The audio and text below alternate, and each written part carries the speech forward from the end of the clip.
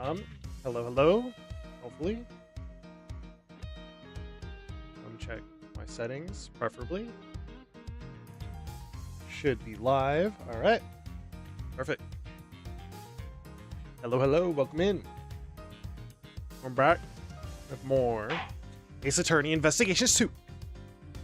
And, well, where'd I leave off at? Oh, right. The start of case 3. Wait, oh! Right. With the pass. None other than Gregory Edgeworth. Our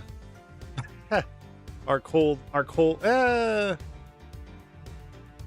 don't know if cold's the right, not the right word. Our hardball detective. With the other hardball detective, Detective Bad. And Eddie Fender, young Eddie Fender. As we do the Chocolate Man. What was his name? Samson? Something Noah? Turnabout? I don't know. Get right into it here, though, where we were left investigating the crime scene and the other culinary, quote-unquote, exhibits. We are in the past, and this is also the Manfred von Karma case, which I think not unresolved, but this is the one he gets a penalty on von Karma, right? If I remember correctly. Anyway, where I left off, I talked to most of the people for T-sets and him. Then we need to look at this portrait right here. Detective Bad. Oh wait. Samson Tangaroa. I thought I was like Turnaroa because of the Turnabout, but Tangaroa. Judy Bounds. Hey. She is huh. Okay. I thought she was like his partner. Well, okay, they might be weird about it, but and this is Artie Frost is our dead guy. Huh, okay. Carmelo Gusto. Samurai Chef. Alicia, let's go. Alright. Anyway. I'm gonna scour the scene and inspect anything that catches my attention. That's right. Missing candle. The light of life. A candelabra made of chocolate. There's a title here. The light of light. Well, this particular light seems to be missing one of its life-giving flames. Does it have some sort of symbolic meaning, or could it be? Debatable, right? A diary. It's a journal, belonging to the captain of the chocolate ship, also made of chocolate. A diary of despair. That's some title. Come, hearken. See how we crossed the sea and rode the red tide to misery. Quite a jaunty rhyme for such a tragic-sounding tale. Aha! Angel beset by a thorn. Whoa, who knew you can make a picture this pretty out of chocolate? You can do quite a bit with chocolate, even in real life, too. Samson really is a god among men.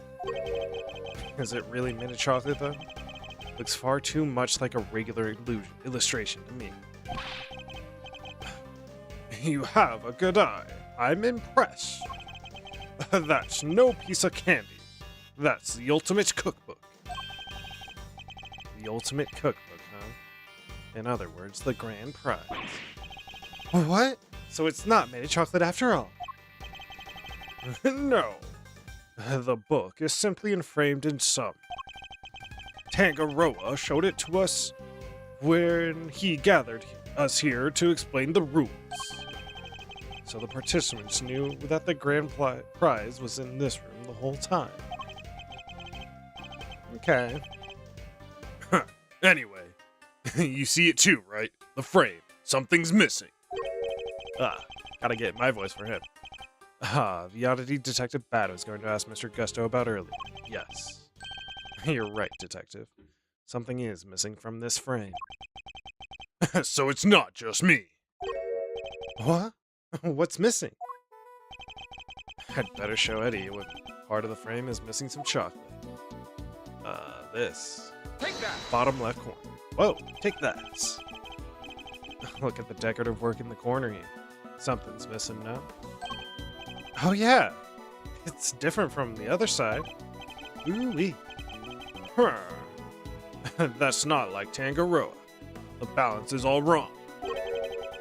But that's not all. Take a look around. Oh.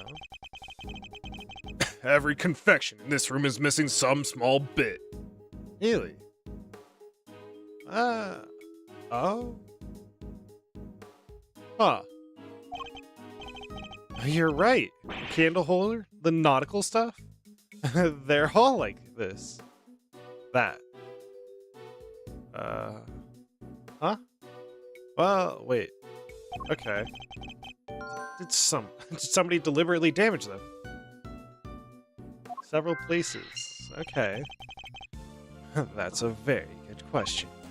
Or did Tangaroa just want it to look like somebody else messed with his work?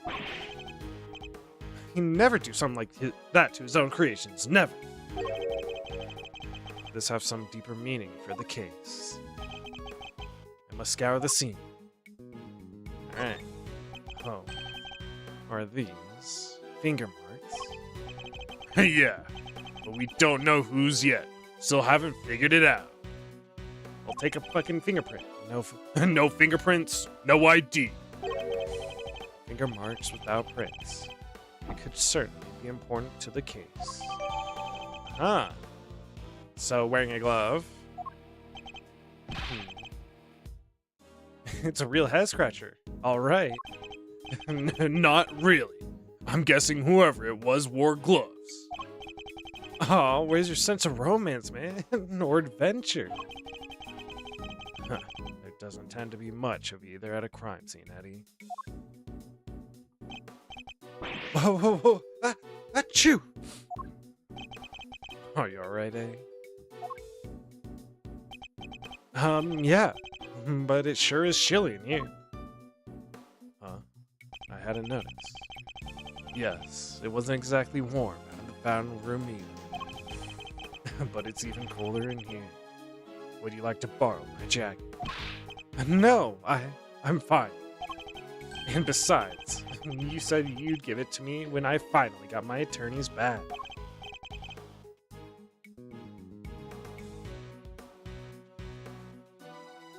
He doesn't wear it? Then?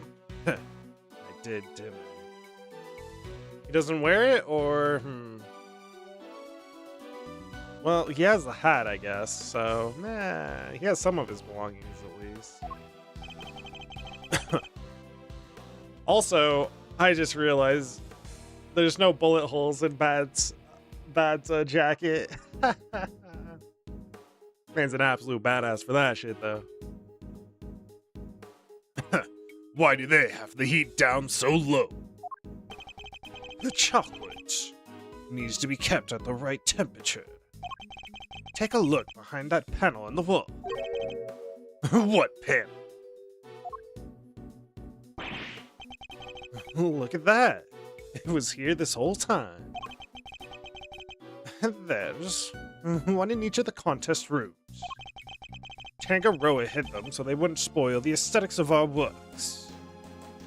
Ah, okay. And what do the controls do? They adjust the temperature and the lighting. Goes all the way down to -22 degrees Fahrenheit. Cold enough. Oh, hello, welcome in. The Amber Fairy. Having a good day? Hope you are too.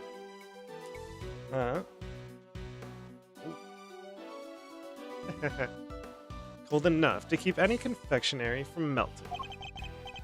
So in effect, each room is a giant freezer. Potentially. Oh, it's 59 degrees in here? No wonder I'm cold. That's relatively warm, but... Hey! Detective Bad, you're, mind if we turn it up a little? Are you kidding me? Preservation of the crime scene is the foundation of detective work. But I'm not a detective! Yeah, I hope you enjoy. Going through some Ace Attorney. Trying to solve cases. The same goes for attorneys, Eddie. We must never disturb the scene of the crime. Huh. Get used to the cold. It's all part of your training. Chocolate needs to be kept between 59 and 65 degrees. There's no way around it. You know the temperatures by heart, huh? Guess it is your job. It's the very least I should know. Any real confectioner should be able to tell you that and more. Okay. 59, 65 degrees. That'll be vital. I mean, they're a fake confectioner? Alright. What about lollipops and cream? If it's not too hot or humid. A lollipop should be just fine Should be fine just about anywhere you go. Just started, you know. Cream needs to be kept at around 50 degrees. I need to watch out for heat and humidity, huh? Duly noted. Detective Bad's kind of brightened up when he was talking about lollipops, didn't he? Does like his lollipops.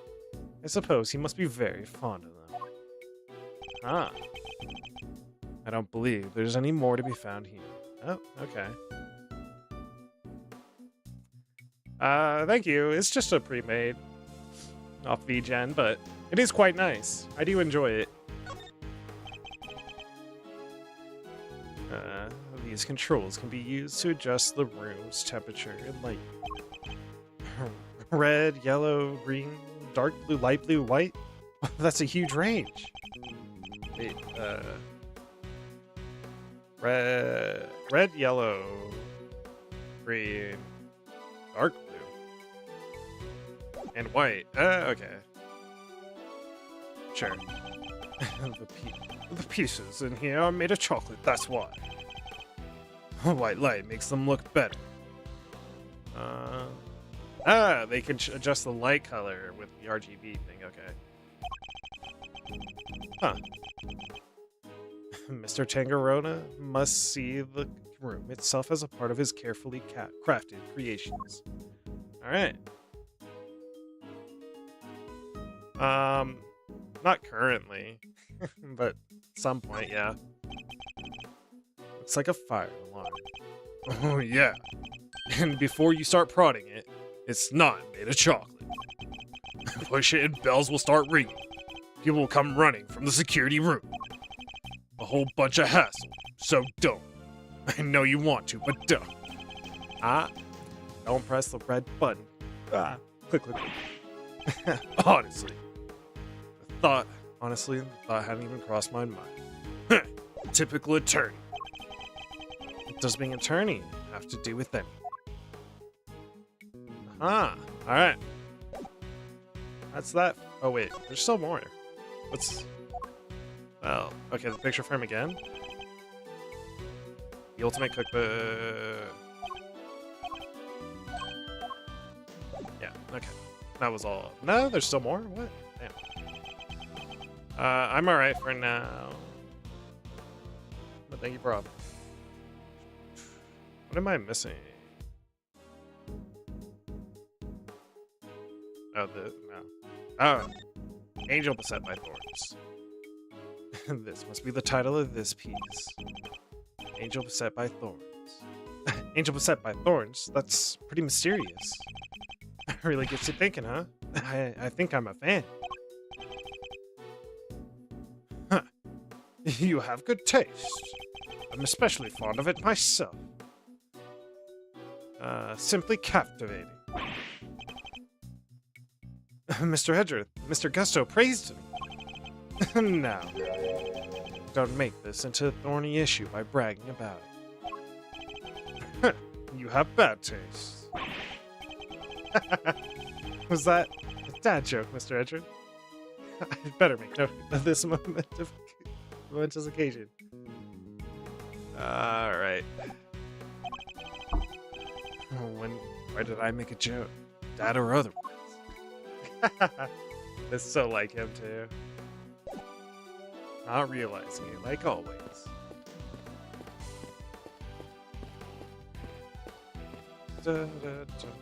Alright. Forensics, what you got? How's it looking over here, officer? Nothing of interest in that cupboard, or...? Yes, sir. So, there is. Oh, no, there isn't. Just a blowtorch used for cooking and some tableware, sir. You heard the man, Mr. Attorney. Nothing to add, am I right? No. So, you have something to add.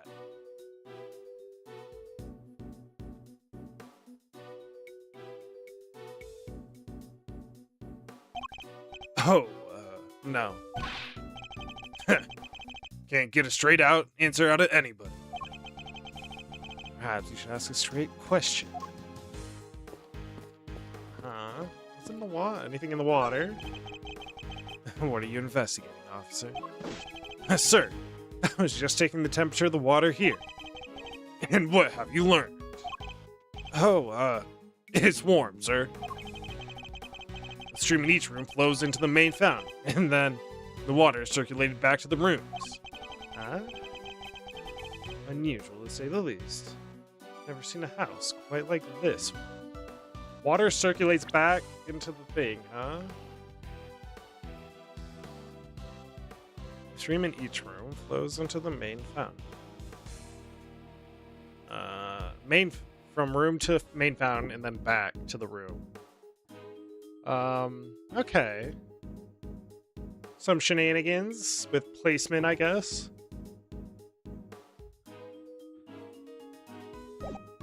That was a vital clue, I'm assuming. Rich folks. They're all crazy. That they are. Alright. Time for the body. I'm gonna scour the scene. Oh, wait. It's really rather impressive. Making an entire ship out of chocolate. That's Samson Tangaroa for you. Don't you just want to take a big bite out of it? Which part to bite first, though? That's the real head scratcher, you know? Bite any part of it, kid. And you'll be off this crime scene so fast your head will spin. Whoa, it's just a joke. Stop staring at me like that. I do sometimes wish Eddie could keep his cool a little better. Keep his cool, huh? Voyage of the Red Rover. After sailing the seven seas, the legendary ship happened upon a great treasure at last. This piece is a tribute to the adventurous spirit of our ancestors. It's titled The Voyage of the Red Rover. After sailing the seven seas, the legendary ship happened upon a great treasure at last. This piece is a tribute. Who knew? So they sailed 6 whole seas before they found anything. Not exactly the luckiest crew out there. Sometimes you gotta take a bunch of wrong turns before you find the truth. And that's what being a real detective is all about. Did they even have detectives back in those days? I mean, hey, as long as you get there in the end, hopefully. Wait. Oh, fuck.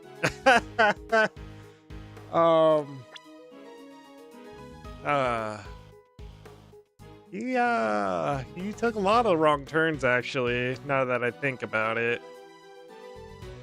He sure did, didn't he? Huh.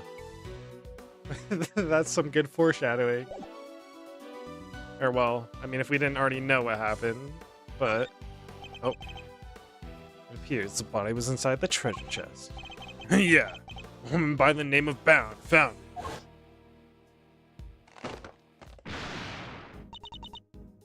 Samson? Are you in here? Ah! Seems she heard something break and came in to see what it was. Ah, okay. If only we just a little more information. Huh. There's something else in here. Huh? It's... oh. Ah! Wait. Well, the stamp. It's the stamp. For, the tea sets. Looks like a seal of some kind. Somebody's initials in an intricate shape carved into it. Is it for making those fancy wax things on document? Do you think it belongs to the victim? No idea, but it's gonna get logged anyway, so I'll take that. Uh-huh. We can piece that together. What about the breaking? One of the stands for the ship is broken. Ah, okay.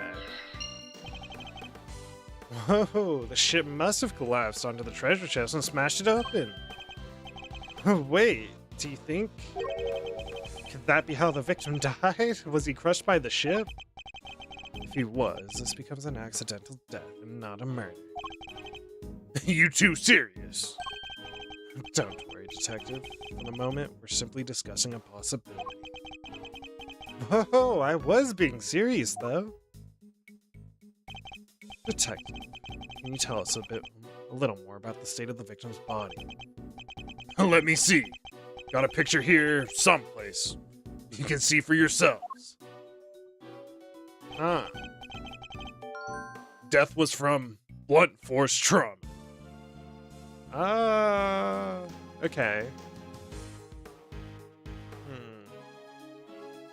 It could, I guess, be from the ship falling, but his position's weird, so debatable. Ooh, the blunt force trauma is maybe what made him bleed? Huh. And what about the weapon? Has it been found yet? You can ask the prosecutor in charge about that. Detective's not one for sharing much, I see. Oh, wait. That... would you mind if we borrowed this? Huh. What about the weapon? The weapon, huh? No skin off my nose. It's not like it's official. Bound took it with an instant camera when she found the body. An instant camera? Like, it's disposable or something? No. It means that it develops the pictures right then and there when you take it. Whoa, no way. Sounds pretty convenient. This is the past. Now then, I'd better get my facts straight and take down some notes of my own. There's something in this picture that contradicts with the current crime scene. I'll need to call on my powers of deduction to figure out why. Uh-huh. A missing bloody panel. Ooh.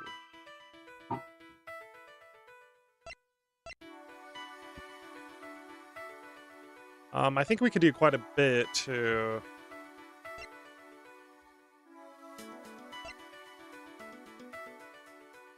I think we can do sound of something breaking and the broken stand.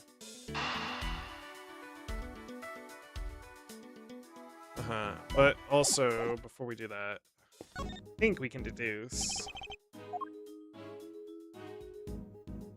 If we deduce this in the picture, this be related to evidence somehow. Eureka! Hey! Eureka! Said the only thing that had been removed from the scene of the crime is the body. Yeah, and that and the piece of cloth it was wrapped in. And then something here doesn't quite add up. It doesn't. Take another look at the scene in front of us, detective. A very conspicuous pool of blood that should be here is clearly missing. Ha! You're right. Don't remember anybody mentioning they'd remove the blood along with the body. Let me check with forensics. What is a mystery? What did you figure out? Compare the treasure chest in the photograph to the real thing. In the picture, the solid chocolate bottom continues underneath the deceased's head. And yet, that part of the chest is not is now gone. The part with blood all over it. Exactly. So did the police remove it? Or perhaps the killer? It wasn't forensics. They're saying nobody took anything like that away. Interesting. If somebody deliberately removed the blood from the scene. Could be. Huh? That does potentially implicate Judy? Because she potentially take a picture to set it up. But,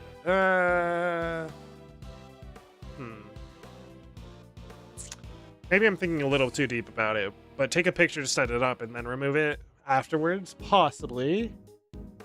Or somebody else did it, is the more obvious solution. Taking custody of the body. Also, Detective Bad.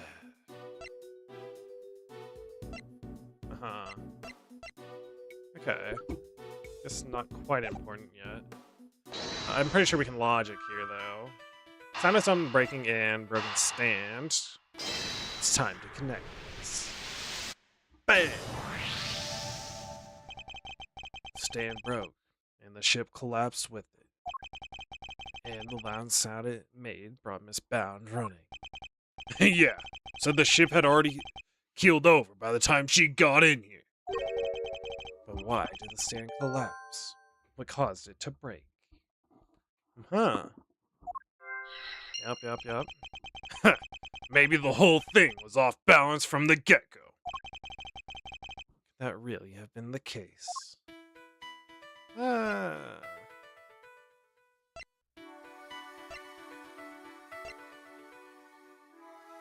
don't think he was the one that broke it. Damaged Creations. The tampering. Somebody had tampered with the thing. All of Mr. Tangaroa's creations are missing a little piece of each, including one of the stands that was holding up the ship.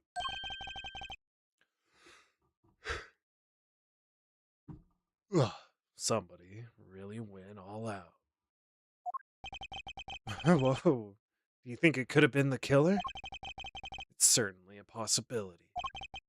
Either way, I think we can safely say the stand was damaged in our mystery person's tampering spree. And when it broke, the ship fell and smashed open the treasure chest, which would have remained closed otherwise. Investigation complete. I think we're about done here for now.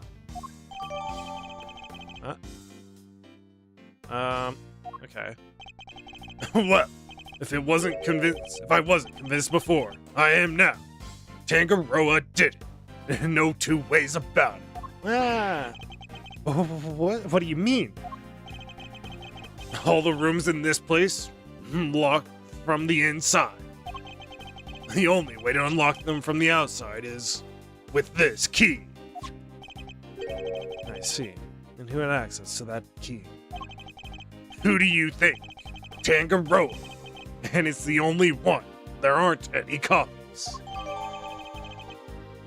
The one and only key that unlocks every door in the mansion. Tangaroa was in possession of it the entire time.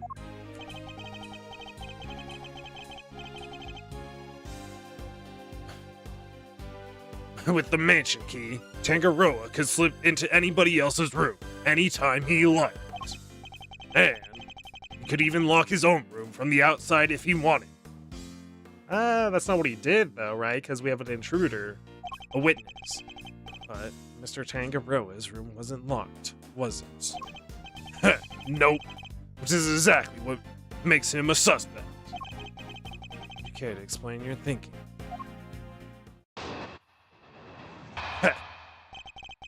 Why, I think Tangaroa did it. If the door had been locked when the body was found, Tangaroa would have been the obvious suspect. Which is why he deliberately didn't lock his room.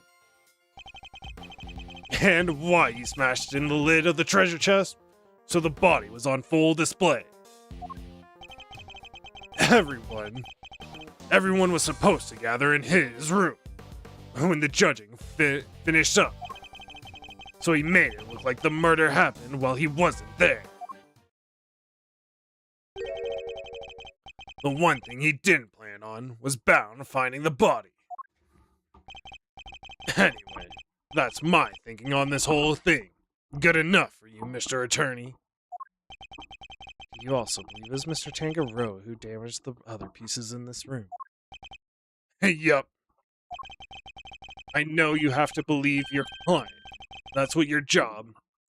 But I'm a detective, and I serve the law. And no matter how squeaky clean somebody might seem, a suspect is still a suspect. I fully understand your reasoning, Detective. Now, do you mind if I applied a little crucial thinking of my own? Do your worst. Just so the detective won't compromise his devotion of the law, I won't compromise my beliefs either.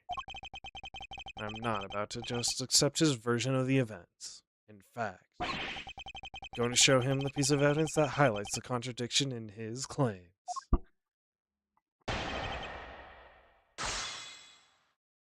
Alright. I'm a present. If the door had been locked. Hold it! That's hardly solid grounds on which to base your suspicion of Mr. Tangaroa, Detective. And that's hardly solid grounds to start shouting objections left and right, Mr. Attorney. Alright. Maybe quit interrupting and let me finish. This is why he deliberately didn't lock his room. Hold it! And why would he deliberately not lock his room? Because if he locked it, he might as well have held up a sign saying that he did it since he had the only key. But maybe it was just a coincidence. Maybe he just left it unlocked without meaning to. He just happened to leave it unlocked. Somebody just happened to find a body inside. Come on, kid. You'll never make a detective thinking like that. But I don't want to be a detective. I want to be an attorney. I'm grateful you stopped trying to steal my apprentice. Look, there's a reason why Tangaroa left his door unlocked. And why he smashed in the lid of the treasure chest so the body was on full display. It wasn't smashed in to begin with.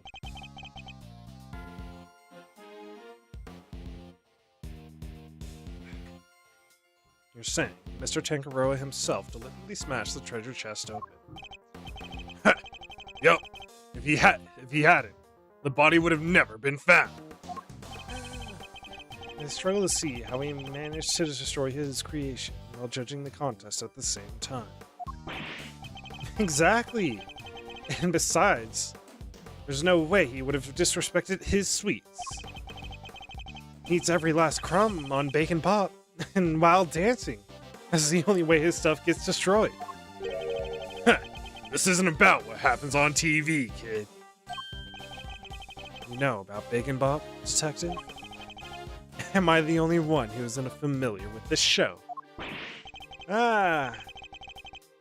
The Edgeworths remaining uncultured, as always. Oh, wow, I never would have guessed. Can you sing the theme song too?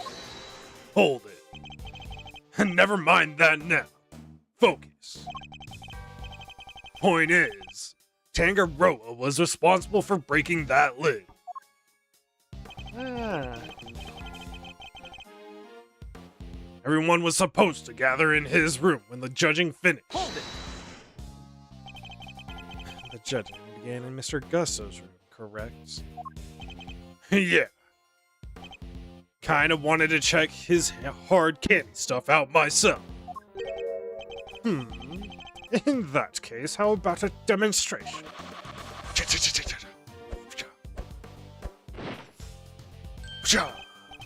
Well, it's you, detective. Are you calling him a dirty dog? It's a wolf. Huh. A lone wolf. I like it. Aw. Sorry to enjoy these little displays. Me too. Anyhow. So he made it look like the murder happened while he wasn't there. Hold it! You have a clear idea of what exactly the murder took place. Not yet. Autopsy report's still pending. And yet, you still went ahead and arrested Mr. Tangaroa. We may not know when the murder happened, but we know when the body was discovered. And it was while Tangaroa was judging Gusto's room. The perfect alibi if he could set it up just right. But still not grounds for an arrest. Surely you have to agree with that. Do I? Especially when I've got nothing more to say to you. Why do I get the feeling he's hiding something? Detective Baz seems pretty convinced that Mr. Tangaroa is the culprit. But there's just no way he would have vandalized his own creations. No way, man. Still, the treasure chest did get smashed in. There's no denying that. Perhaps we should focus more on what led to the body's discovery. Doing so should make it easy to spot the flaw in Detective Bad's theory. With this floppy hand. Why you smashed the lid of the treasure chest so the body was on full display? I think has to be evidence, right?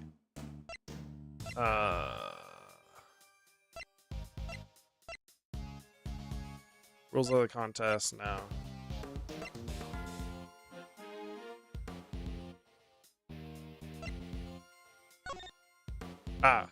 Okay.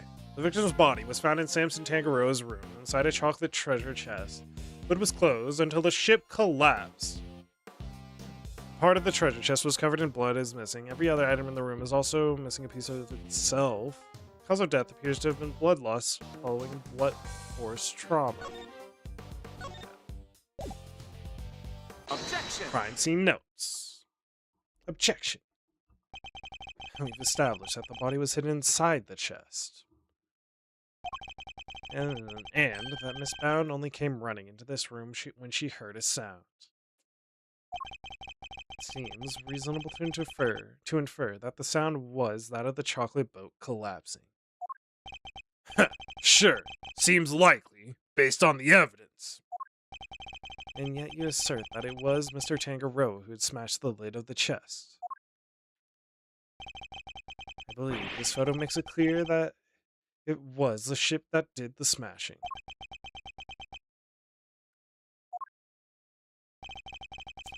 And if that had occurred only moments before Miss Bound had entered the room, then it couldn't have been broken by Mr. Tangaroa, who was out judging the contest at that time.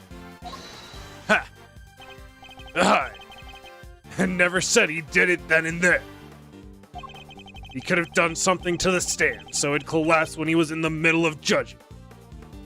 Objection! Why didn't you say it? Have you any way of proving that assertion? Where's your proof, detective? Huh? Nope, but the investigation isn't over yet. There's still time. So it doesn't have anything conclusive. You found any prints in this room besides those of Mr. Tangaroa? Yep, on the door. But We found Tangaroas and Frost Prints on there too. We were all brought in here for a briefing. Right before we started work on our creations. Those prints are probably from them. I take it you haven't checked any of Mr. Tangaroa's works for prints yet. Why would? You know that someone tampered with them. Therefore, it's possible they left some prints behind when they did so. Make a good point. But if we don't find anything, your guys still top my list. Got it? Hey, you. Check out all of this chocolate stuff for prints, now. Yes, sir, right away. Detective Bat, we finished dusting the chocolate and we found prints that don't belong to Mr. Tangaroa, sir. Go on. Whose? Delica Stone, sir. She's one of the contestants. Good work. You can go back to whatever you were investigating before. Yes, sir. So it seems we have a suspect besides Mr. Tangaroa. Even without your lawyerly input, I wasn't about to wrap up the investigation anyway. I'll go speak to Miss Scone and see what she has to say for herself. Delica Stone. Mr. Gusto mentioned her too. He said that she was ruthless, that she'd do anything to win.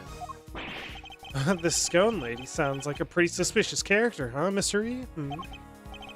Yes. I think we'd better try to speak with her ourselves as well. Detective Bad, you mind if we accompanied you? Babysitting you is not my job.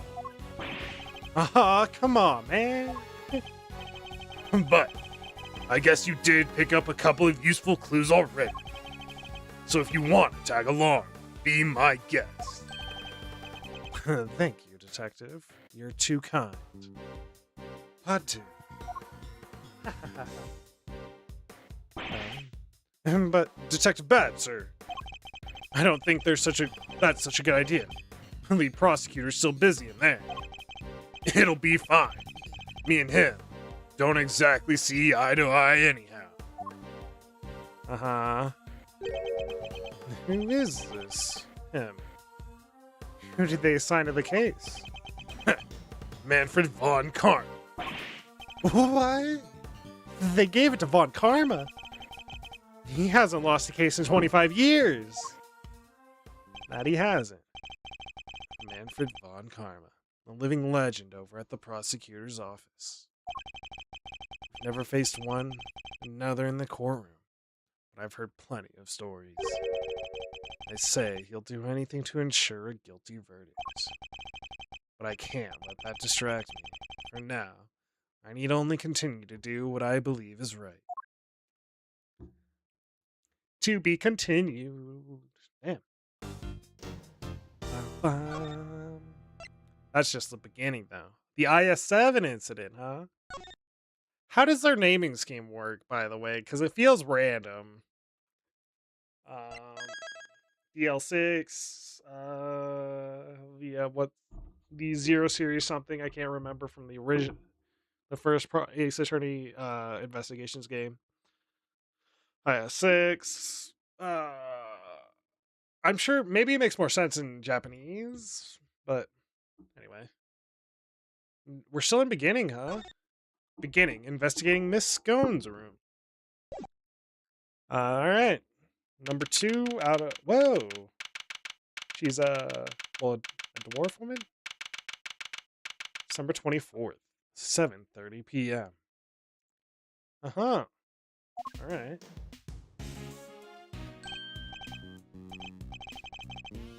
Wait. I swear I've seen that shirt before. I think it was Larry that had the shirt. Huh. Whoa, a candy castle. And look, there are even some little elves to go with it. I guess we can ask her.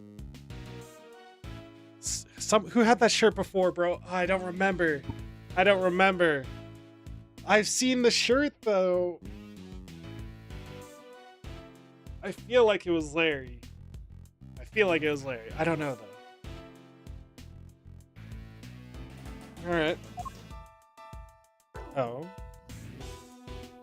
Huh. And elves actually in the background. Our room's laid out, pretty much the same as Tangaroa's. Do we have a map actually? I do not. Fuck. Tangaroa, Gusto, Scone, Frost. Then there was like an elevator or whatever in the middle. Okay. It's not as cold though. That's something. Not as cold. She work with Cream? Let's see, yeah. Looks like there's a temperature control panel in here too. Oh, with the red light.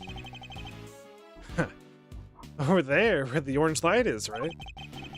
Better take a closer look at it when we can. It's like a fairy tale storybook in here.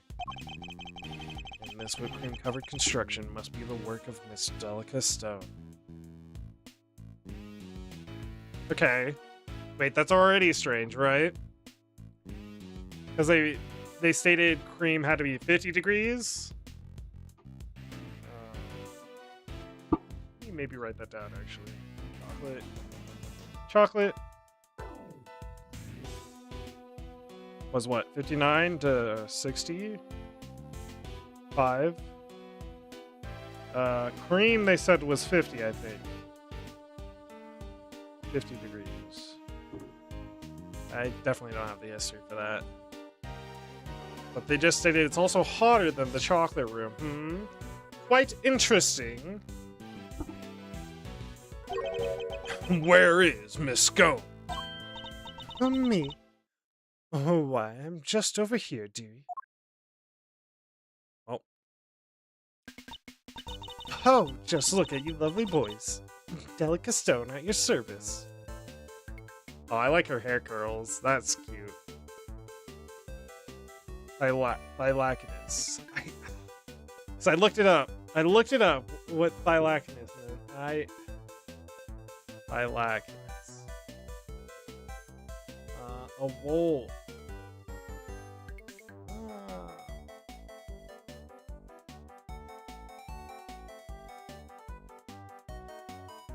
A Tasmanian tiger, Tasmanian wolf, sorry. I looked it up. Dude, who had it? I think it was Larry. I don't remember. I'm sorry. Anyway. Delica Stone at your service. Some cheeky blighters. Back in Blight, he even called me Miss Delicious. Tee. All the lovely boy at 34. Unexpected to say the least. Ah. You are a lovely boy, Gregory. Ooh. Is Gregory gonna have his pursuers actually? Lovely boys, really? Even Mr. E? Oh yes, dear. You, detective over there. You're all lovely boys to me. I'm nobody's lovely boy, lady. Name's Bad. I wonder just how old she is. That does call into... not to be rude, but I'm questioning. Finish this up so we can get out of here, Mr. Attorney. Yeah, alright.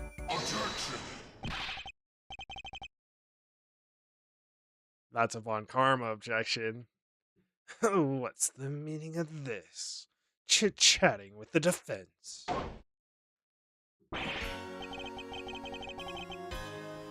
Mr. Edgeworth, some scary guy just stepped out of the castle. Von Karma. What? He is Manfred Von Karma? Yeah. Sorry, mannequins. The notorious prosecutor Von Karma himself. It's a pleasure to meet you, Mr. Von Karma. Gregory Edgeworth, attorney at law. I couldn't care less what your name is. Your job is to lose to me and disappear, never to show your sniveling face again. What a thoroughly rude individual. Those piercing eyes, that furrowed brow. Ugh. You're even scarier than they say, man. And you might want to keep such rude thoughts to yourself. We were hoping you might permit us to carry out some brief inquiries, Mr. Von Karn. Ha! Ha! And why would I wish to extend you any such courtesy? This clearly isn't going to be easy. So long as your inquiries are limited to this room, I suppose I'll allow it. So nothing's conclusive is in this room. At least, currently. Oh, why this sudden change of heart? You, the tall fellow. Her name's Bad. Is that so hard to remember? I didn't ask your opinion. The thoughts of a lowly detective do not concern me. But I do admire your spirit. Bad. See to it that these worms don't step out of line. Why do I have to? I am not offering you a choice, detective. I need to go and look over Gusto's room. Good day. Ah. We're now going to pay every room a visit. Great. More babysitting. Why aren't Detective Bad and Mr. Von Karma investigating together? They don't seem to know each other well enough for there to be bad blood between them. Debatable. Whoa, man. Looks like we have permission to investigate. Guess we better get to it, huh? Indeed. I'm not sure I trust Mr. Von Karma's motives, but at least we can do that much. Hold up. I haven't been over this room yet either. You're not messing it up before I get my chance. We'll have to wait until I'm done. Huh? But I thought you were the lead detective, man. How come you didn't take a look at this room yet? Because I wasn't the first one they assigned. One of Von Karma's pets was on the job before me. Huh? Right up until just now, in fact. I got here not long before you did. That answers my question as to why they're working separately, I suppose. Uh-huh.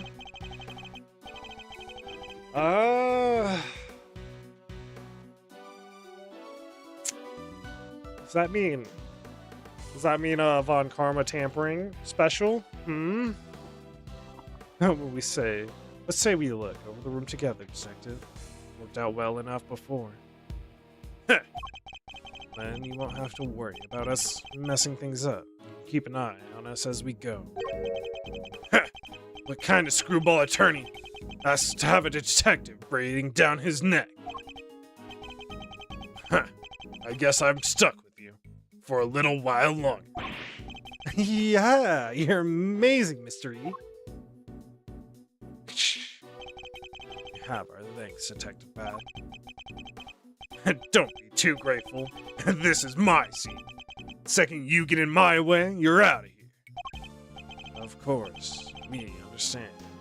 Now, shall we begin? Uh-huh. Alright. Room 2. Let me save real quick. Da, da, da, da, da, da, da. And I'll be momentarily right back.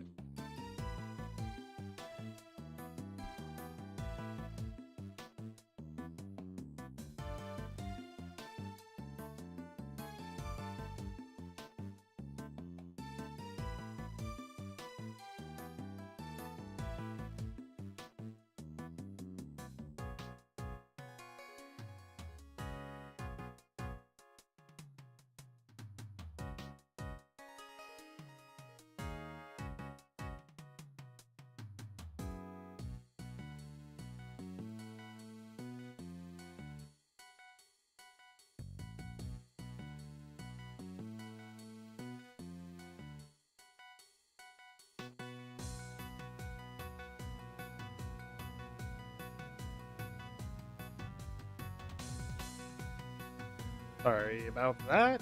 Game show up. Thank you. Anyway, let's see. All right. Entering another room. Who dies? A blowtorch again. Our blowtorch, it might be vital for the heat control aspects of these. Delicate stone. Scone. Not stone. Scone. Huh. Making an art piece, or well, a confectionery art piece out of a whole room is actually kind of cool. Oh, I cannot walk behind the castle. Alright. Well, What is it? notice anything? Room's laid out the same as Tangaroa's. Does anything else strike you as strange? Von Carlo's inside the castle. Must have been looking around in there. Who knows? Maybe he had a reason too. And what about Miss Scone? Does she seem suspicious to you? She's hiding something. I'd bet my badge on it. Call it detective's intuition. Detective's intuition, huh? Well, I have to say I don't disagree. Something's not right here. I think we'd better hear Miss Scone's side of the story. After, Gregory. The thick, sweet scent of delicious whipped cream is in the air. It's like a fairy tale, but in real life.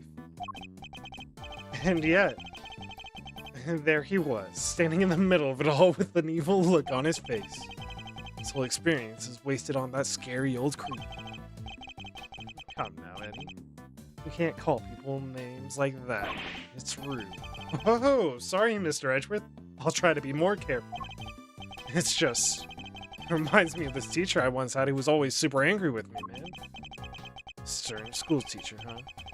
I bet he mentions it. Mr. Von Karma does have that look, the look of one. I shudder to think what it would be like for Miles to study under him. Ah, come on, man. Come on.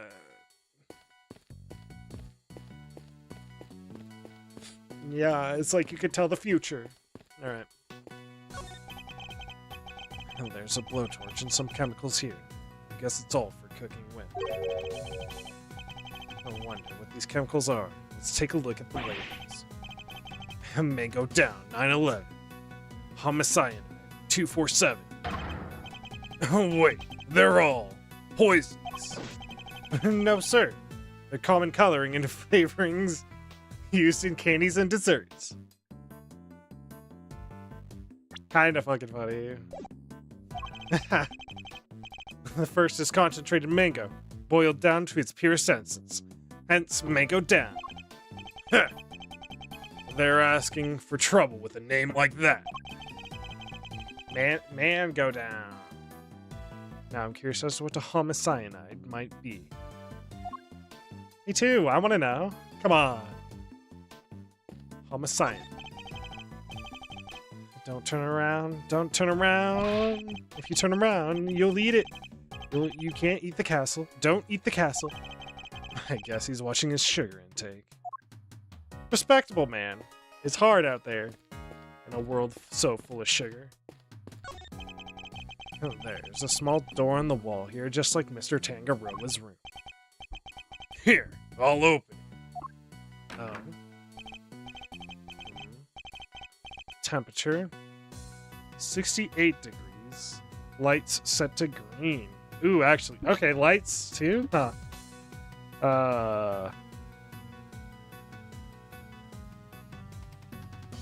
You know what?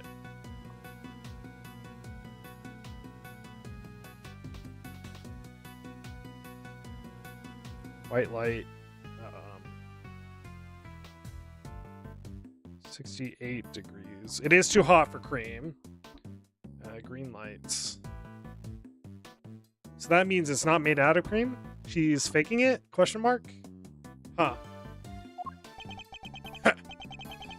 Didn't Gusto say creams need to be kept at 50 degrees? Temperature in here is too high. Ah, well. That is odd. I wonder why. The game directly tells you. Gotcha. Oh, elves. How are you, little elves? It's a cute little elf made of candy. And it's sitting on a little tree stump. Huh. The whipped cream decorations around it are beginning to lose their shape. The elf seems completely fine. Strange. Not everything's made of cream, huh? Oh. Can I do the castle or whatever? It's an incredible piece of work. Hard to believe this whole castle is made out of sugar and cream. Whoa, I know, right? It's like we're inside a magical medieval story or something. I didn't know you were so into fantastical stories. I'm sorry, Mr. Edgeworth. I didn't mean to get so carried away there.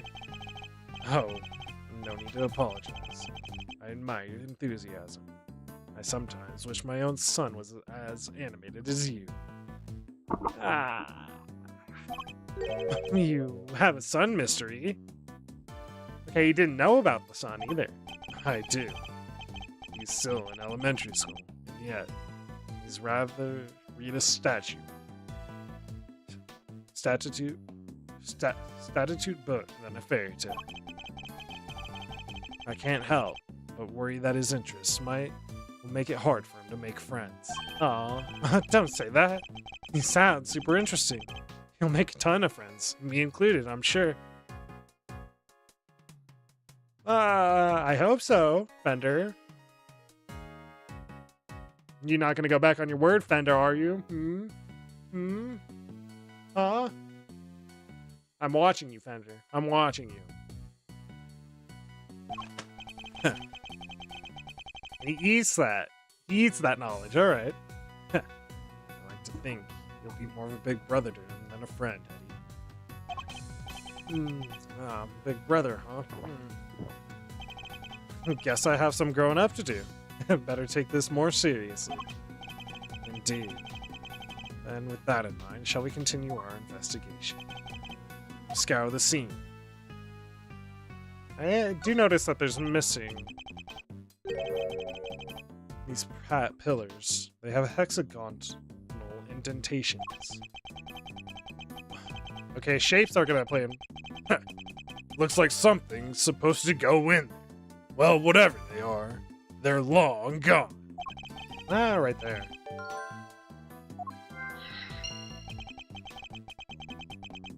Wait. Castles.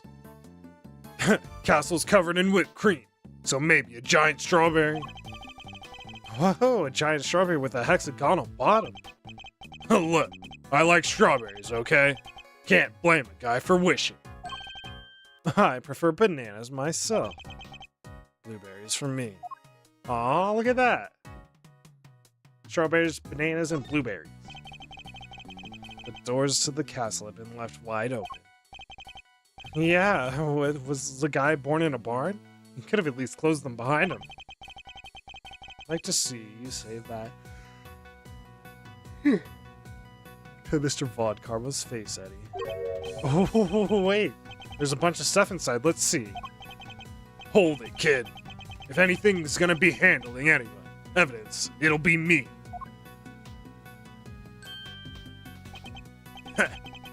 Cream's going all runny. Runny cream, okay. Huh. It's all over the detective's shoes. Why are all these items being stored inside a candy castle? Alright. Tell me what you want to look at first. Okay. The tarts. There's a bunch of blue cloth back there. 1, 2, 3, 4 rolls all together. Well, they certainly aren't made of candy. No. No idea what this stuff is for. Almost looks like somebody hid it in here. Wait. You had a blanket, bro. You had a blanket. There's a blanket on the dude. And I think I've seen the fabric of the same color somewhere else before. Me too, for some reason. 2 big rock crystals. Looks like somebody was using the castle for storage. Crystal. Kind of expected something a little more exciting behind those doors. Oh, I know. Maybe they're giant uncut gemstones. And maybe this whole thing is based on a story about a castle with a priceless treasure hidden inside. Oh, I think I'd treat my priceless treasure with a little more care. There's something on the bottom of these.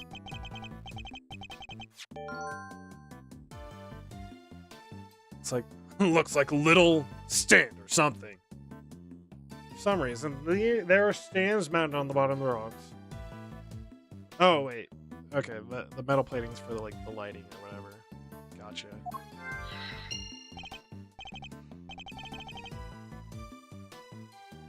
I was right. They are gemstones. The stands must be so they can be put on display. Whatever they are. It seems like they're not just a large set of paperweights. Uh-huh. I think that's everything.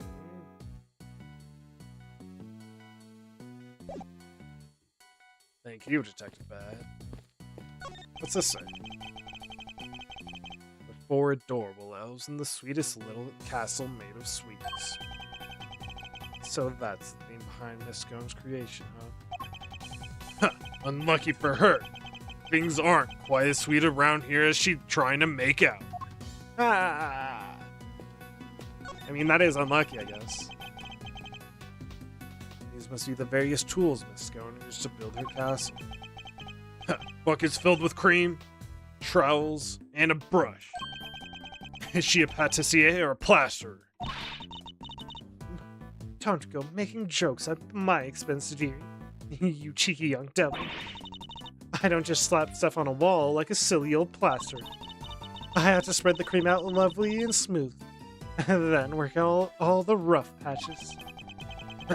That's literally exactly what a plasterer does. No need to be so rude about it. Stepladder, come on. What's the matter? Something weird about the ladder. It's not a ladder, Detective Bad. It's a step ladder. Same difference. Far from it, actually. You'd know if you observed their basic nature more closely. Amazing mystery. I'll have to remember this for future reference. The true nature of ladders and step ladders. Oh. You already went through the elf. No water comment. Huh. Well, what's the matter, Miss Scone? You seem a whole lot less cheerful than you were a minute ago. Is it Mr. Von Karma? Something happened between you two? Oh, why, yes. Nothing happened at all. Huh? But you just said yeah. Tee. That was a hello, yes, you silly boy. Aren't you just the sweetest little sugar dumpling? Remind me. What was your name again? Oh, Eddie. Eddie Lumpkin. Oh, you're such a... You'll go far, dearie, I can tell. Eddie Lumpkin. Seems our English gentlewoman has taken a liking to you, Eddie. No small accomplishment. It's not exactly what I picture when I think of a gentlewoman, Mr. E. Never mind that. We should ask her a few questions while we can. Wait. Did I? No, I think I did. Oh, my badge. Yes, dear. What's this when it's at home? It's a badge that proves I'm qualified attorney.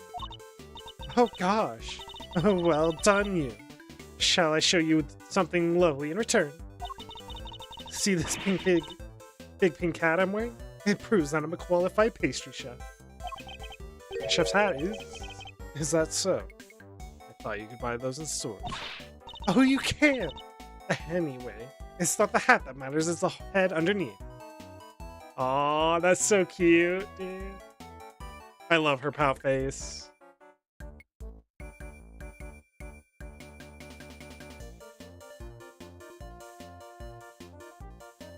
Also, we've absolutely seen that shirt. Apron?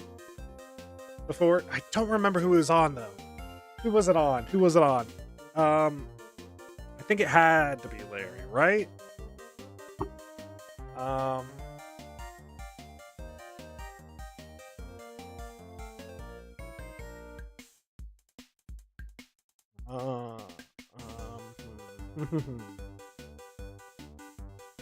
Nobody had it in this game. I think it was the past game. So then, anyone call themselves a pastry chef? Go ahead and try. And try and get hired. And then try and actually do the work. During the contest. You tell us about what you did over the course of the contests. Of course, dearie. Let's see. It all started at about 10 in the morning. That's when we set to work. And, well, I spent most of the time here in my room getting everything ready, as you'd expect. Oh, and then there was a lovely afternoon tea for an hour or so from around 1, I think. Afternoon tea, huh? It's an English tradition. The chance to drink tea, enjoy a snack, and make small talk. So kind of like recess, huh? I suppose you could say that. Oh, you really know your onions, don't you, Greggy Pegleg? Such a clever boy. When did I become Greggy? Greggy! And where was this afternoon tea served? Ah, out in the garden, of course. There's a lovely little one just outside. They do it at the same hour every break time during the contest. Lay out on a nice little spread, you know? Huh. But today, only me, Samson's Silly Pants, and Moody Judy were there for it. Moody Judy? What was his name? Gregory Pegleg? Huh. Okay. Sammy Poople had already finished his recreation, so he was just there the whole time. But poor Chili Winks and Dusty Pants had to miss out because they hadn't finished yet. Bless them. Seeing everybody except Mr. Frost and Mr. Gusto was present. That's right, dear. To tell you the truth, I hadn't finished yet either. I wasn't about to miss out on tea and cakes served by our two TV superstars. I went back right back to work when I'd finished, though. Toodled off while the others were still nattering away. And at any point during the contest did you visit any of the other competitors' rooms? Oh, what? No, dear. Don't be silly. That's strange, because your fingerprints were found in Mr. Tangaroa's room. And also, your nervousness betrays you.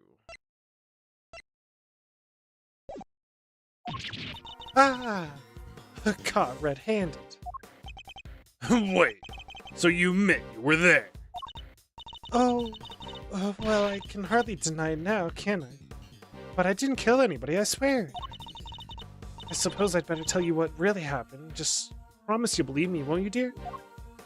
What's really happened? What exactly were you doing in Mr. Tangaroa's room? Well, I was suppose you could call it research. Research? Sammy Poople's a dab hand when it comes to the old sweet making. Everyone knows that. So when I noticed there was no one in there, I just popped in for a quick bit of research, like I say. Aha. Okay. What kind of research leaves fingerprints?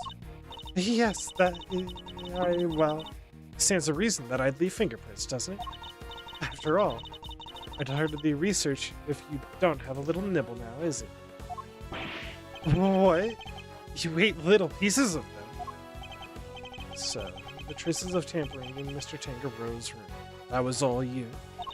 I'm ever so sorry, sweeties. I didn't mean to make a mess. I had to take a little bite here and there, didn't I?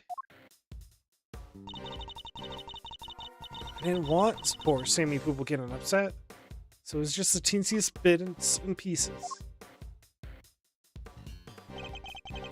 Ham, the sand holding up the ship. You took a bite out of that too, I suppose.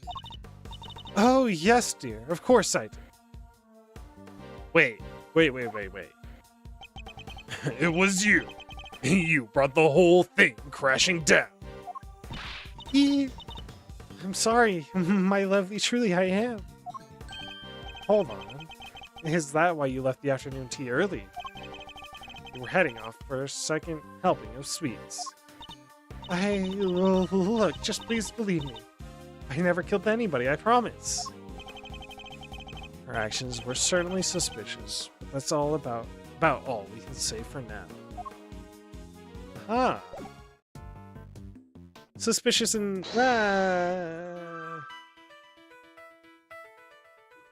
Suspicious indeed. First off,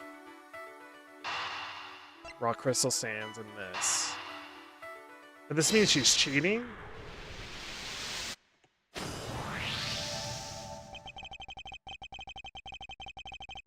The rock crystal stands in the pillars in front of the castle feature the same hexagonal shape. I believe the crystals are meant to be placed on top of the pillars. Oh yeah! Hexagon to hexagon makes perfect sense. But if that's the case, then why were they being hidden inside the castle? The rolls of blue cloth and rock crystals inside the castle. I imagine both must belong to Miss Scone. Miss Scone. What were you using the items inside the castle for? Oh, those. Sorry, lambkins. I'm not allowed to say it. Let me guess. Von Karma? How did you know? Please, don't ask me to tell you. You'll have my guts for garters.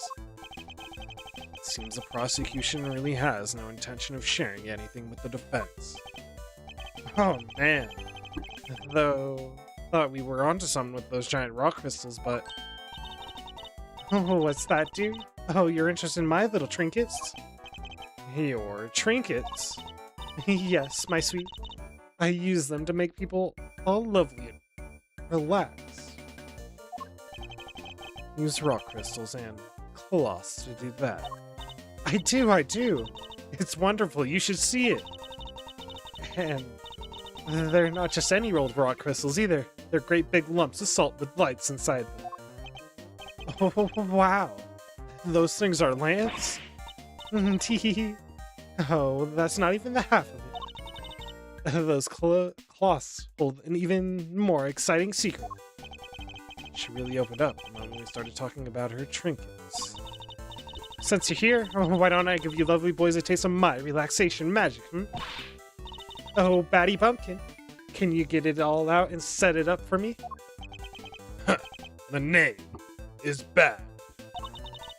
Is that a no? Why are you being so selfish, Batty Bumpkin? Batty Bumpkin? You! Have you finished taking photos of this room yet? Yes, sir. We have, sir. Then help Miss Scone here with something, will you? Yes, sir. Right away, sir. Oh, you're a sweetie at heart, aren't you, Batty Bee? That's amazing, Miss Scone. You got him to do exactly what you wanted. That's some talent.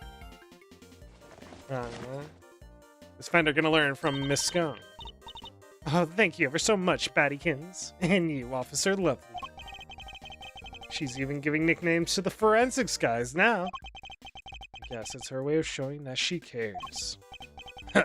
So, what about this is supposed to be relaxing, exactly? Oh, don't be a big sourpuss, Battybee. The fun's only just beginning. Officer Lovely, you can switch it on now. Hey, yes, ma'am. What are we gonna witness? Purple. Whoa, Huh. It does add a little bit of a magical touch to it. Oh, wow. It's beautiful, man. It is. Wish my son were here to see it. Isn't it, though? Isn't it just wonderful? The 4 adorable elves in the sweetest little castle made of sweets. That's my theme scene. Oh, sorry. Off the mic there. And I thought it would be extra lovely if it was all lit up. Isn't it the nicest thing you've ever seen?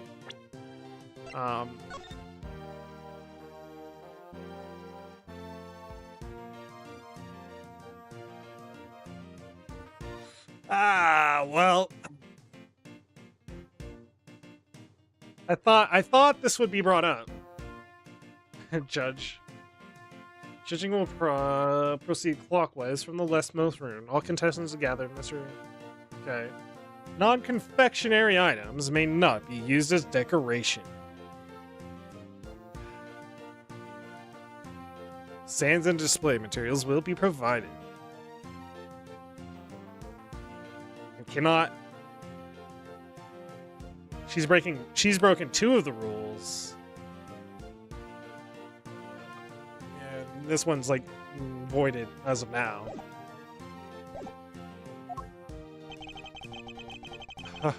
One of the elves must be feeling a little left out.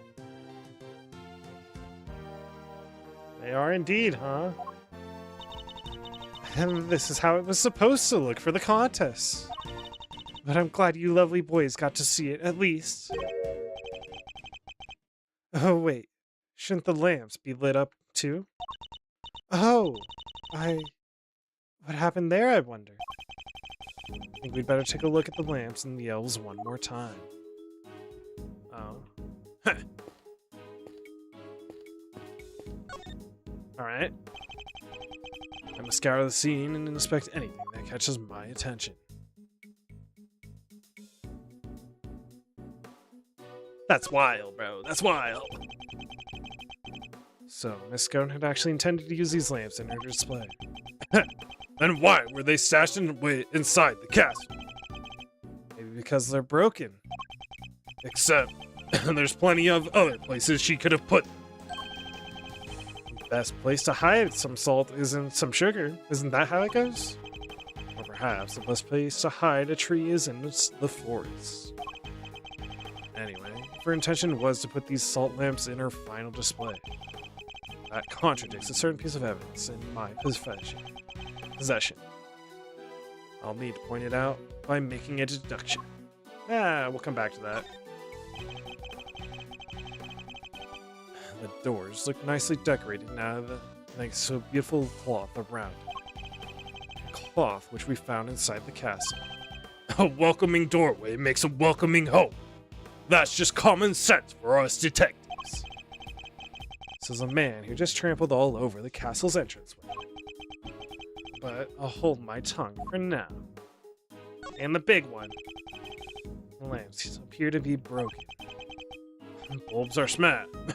Bulbs are smashed. Both of them. Maybe they fell from and broke on the floor. Look, there's a red stain on one on the left. That's not just a stain. That's... Yep, it's blood, all right. I can smell it. Stained with somebody's blood. What? Blood? Why is there blood on this lamp? Could have something to do with why its bulb is broken. We'd better take a closer look at the other one, too. Huh.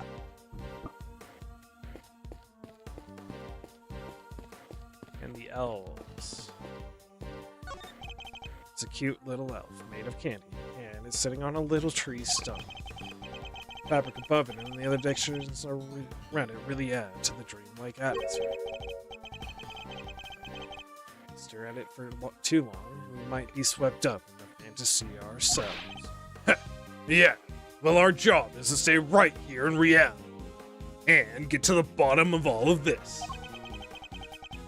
And nobody's getting swept up in any flights of fancy on my watch. Alright, the big one. And this elf doesn't have an illuminated cloth over it like the others. It's not fair to leave the poor guy out, Miss Scone. Well, I didn't want to, did I, dear? But one of my cloths and one of my little machines went missing. Cloth? And what sort of machine is that? Oh, you'll never guess how it all works. Those luminous cloths are connected to these little thingamajigs. They're called full spectrum light emitting devices. They send light down the main cable and into each optical fiber strand. That's what makes the cloth glow.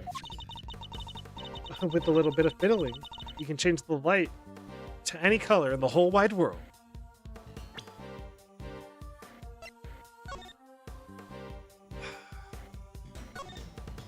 Huh. Does that mean it's not blood? Nah. I'm assuming that's probably still blood. It's not powered, though, currently, huh? Okay.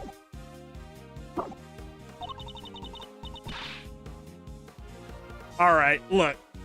I thought about it. It looks like a vaguely,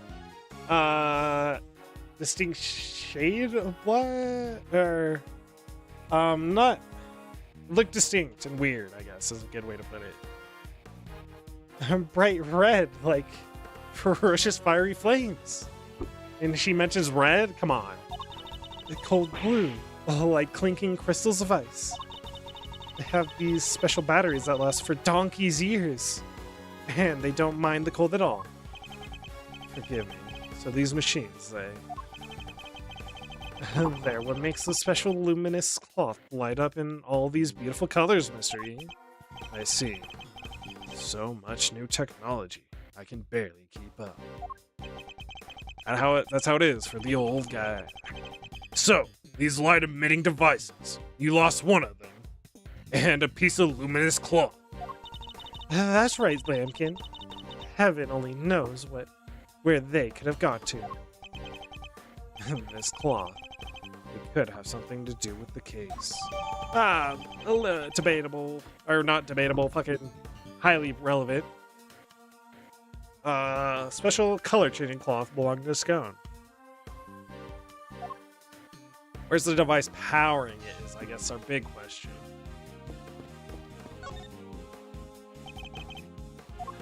I guess the doorway, actually. My shoe. My shoes are already covered in cream. I wouldn't go any closer unless you want the same thing to happen to you. There's really no need to look. Alright. Yes. Eureka! The contest rules. Miss Scone, take a look at the list of the rules for the contest, Detective. Non-confectionery items may not be used for decoration. That means assault lamps and luminous cloths would have both been against the rules. Is that why they were stashed away inside the castle? I think we need to dig a little further into this with Miss Scone before we can say for sure. Oh. Ba, ba, ba, ba. Not quite yet. It's time to logic. Okay. I'm gonna say, let's do... I don't think we have it yet. Runny cream, for sure, in high temperature. Definitely fit together. Ba-da-ba-ba. The whipped cream in this room is collapsing because the temperature is too high. It's 68 degrees. My messed up shoes can vouch for that. And yet, when you open the door to the castles, the handle themselves were just fine. Yeah, they were sturdier than expected. Sturdy. That's not the way I would describe most things made of confectionaries. I think we'd better take another look at those handles, don't you? Huh? What I think it's just to say those handles aren't made of candy. It's not just the handles. The whole castle, the little elves. They're all just plastic models with whipped cream smeared on top. Miss Scone. What? So none of this confectionery art is confectionery art after all? No. It's simply made to look like candy. With the cream having been added to lend it to an air of authenticity. What was she up to? Aha!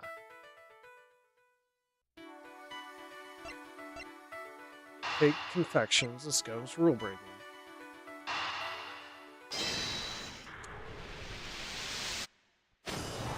Why are you cheating, Miss Scone? So not only did she use decorations that are against the rules, she didn't even make any real sweets. Miss Scone made a mockery of the rules. Yeah, guess she's not gonna get crowned world's greatest now. And why is it so warm in here? Do you think it's got something to do with all this?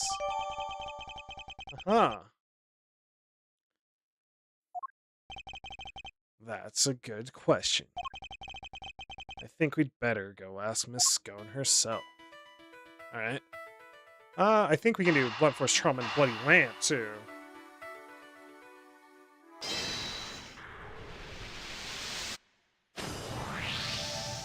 Yep. We know that the victim was struck and killed with something blunt. And we found blood on one of the lamps, which has a smashed bulb inside. Could the lamp not have been the murder weapon? For sure. It could definitely do enough damage to kill someone. You, science guy, did you finish analyzing the blood on the lamp yet? Yes, sir. Just got it done a minute ago, sir. The blood is the victim's, no doubt about it. There you have it. Alright. So the murder weapon was hidden in Miss Scone's room. She's mighty suspicious. I don't know if she's any more suspicious than she's not the world's greatest, and she's trying to fake it. I don't know if she's any more suspicious than that yet, but I'm beginning to think we may need to add her to our list of suspects. Come on, Miss Scone. Tell us about the temperature of the room. Oh, why is the temperature of your room set to 68 degrees? Because I hate the cold, don't I, dearie? And besides, being chilly is no good for a girl. If I want to keep my fresh face complexion, I've got to be careful about these things. We ladies have to stay young, don't you know? How old is she really? That's what I'd like to know. It's not polite to speculate on a person's age, Eddie.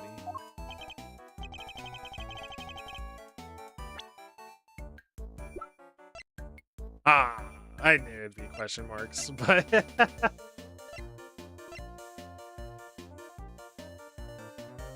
They call her Miss Delicious. But most of your work is made out of whipped cream. And whipped cream needs to be kept at 50 degrees or it starts to deflate. Is that so, dearie? Well, silly me. I've only gone and made a whoopsie. Oh, wait. She really didn't know that. Basic facts about making confectionery. Ha! World-class confectioner, my foot. Not only did she break the rules by using fake candy, she's ignorant of basic facts about her supposed craft. Miss Scone grows more mysterious by the minute. True. That means she's just been faking it for a while? Or was she called here for a reason?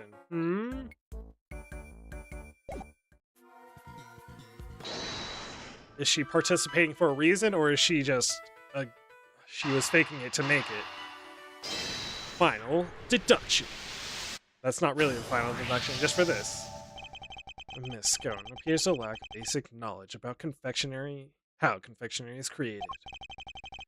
And she says that she snuck into another entrance room for research purposes.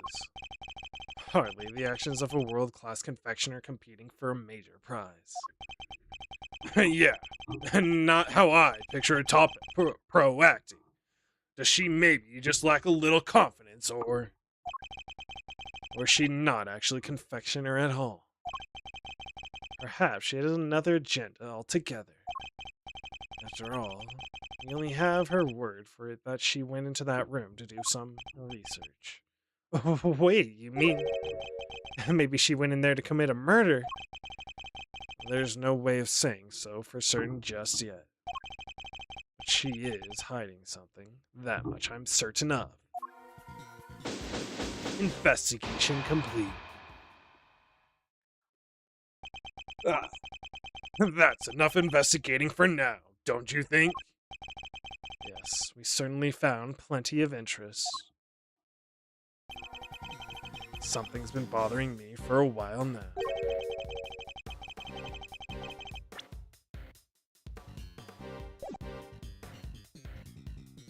Mr. Karma would surely have found the murder weapon. Let me say real quick. Huh. Would surely have found the murder weapon. He also is the one that left the room. And we are accustomed to Von Karma doing some mighty suspicious things. Mr. Von Karma would have surely found the murder weapon when he searched this room. And yet, he didn't arrest Miss Scone. He didn't even seem interested in questioning her. I think our first priority should be to find out what he's really up to. Detective Bad, I have a few things I'd like to ask Mr. Von Karma. Me too. Him and Scone. How could you, Batty Bumpkin? Stop staring at me like that. It appears Detective Bad is just as suspicious as Mr. Von Karma and Miss Scone as I am. Miss Scone would be so kind as to accompany us. Of course, dear. Where are we off to? To find Mr. Von Karma. 8:05 p.m. How's lit? What's that? Just a flower? Okay. A lotus or whatever it is. Okay.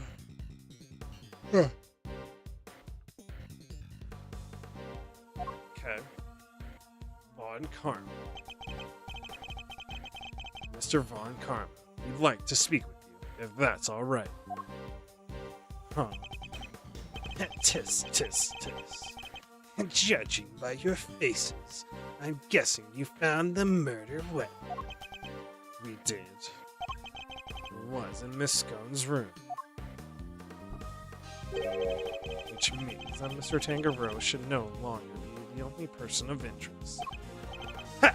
Nonsense. It doesn't matter where the weapon was found.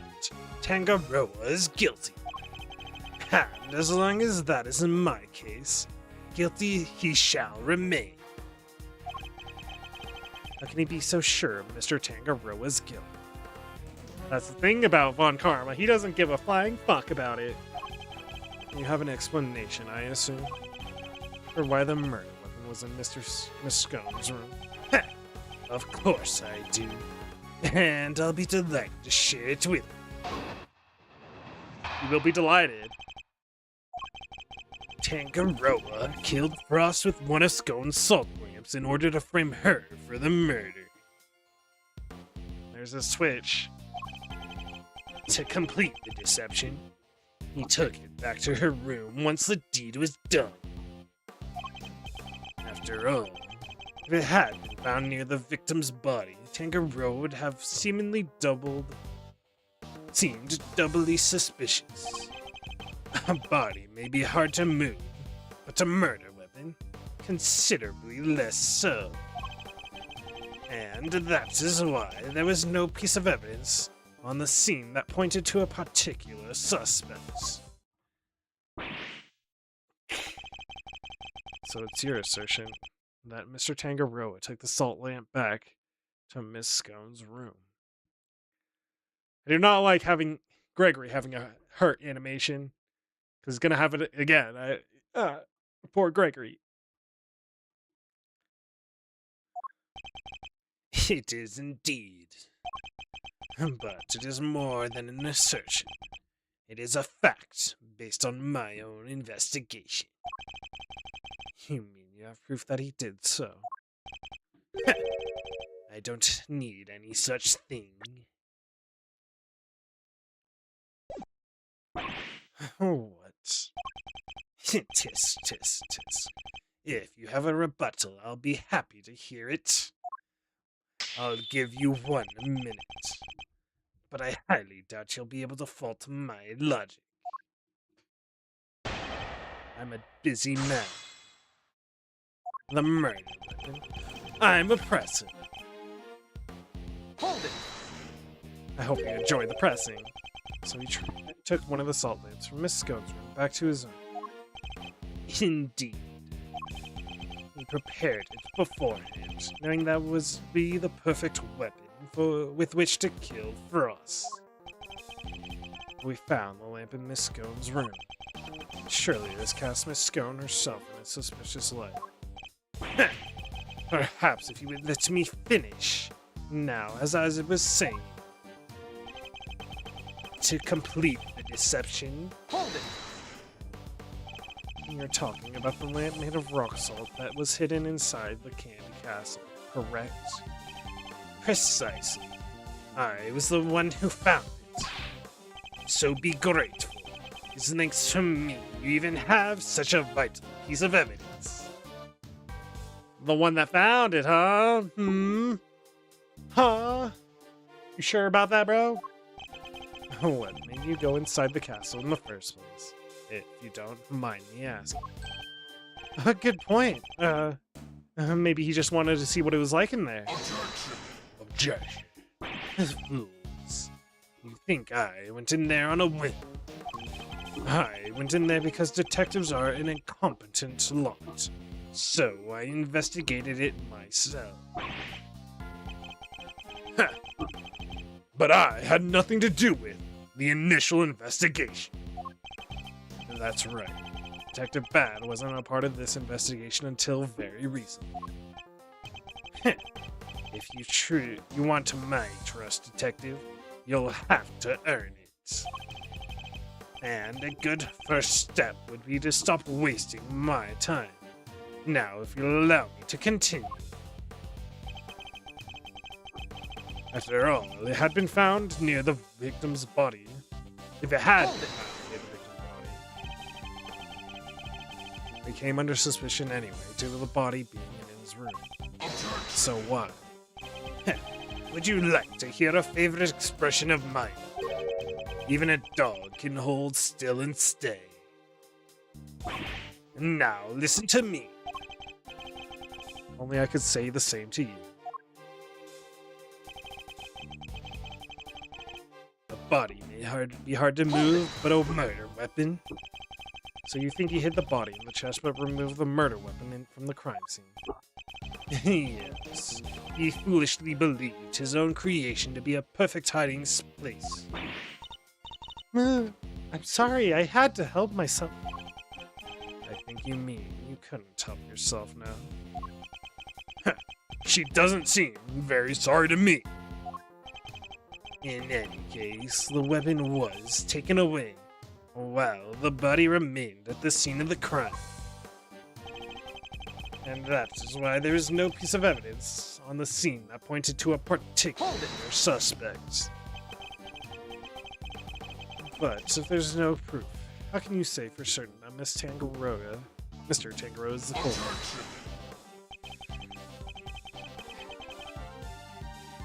Tisk, tisk, tisk.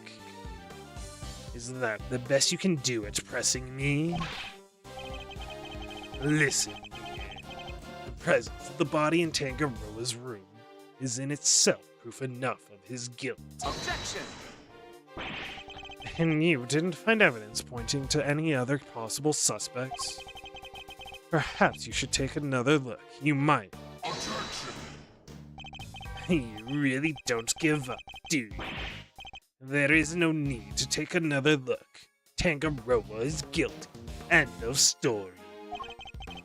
If you insist on asserting otherwise, then show me some proof to back up your ridiculous claims. I have to think back over the scene of the crime. If Mr. Tangaroa really isn't guilty, then there must be something that points to somebody else. Pressing Mr. Von Karma on any of his statements won't have much of an effect, I fear. My only hope is to find a piece of evidence that contradicts his claims. Good thing, we do have just that. And that is why there is no piece of evidence on the scene of the pointed to a particular suspect.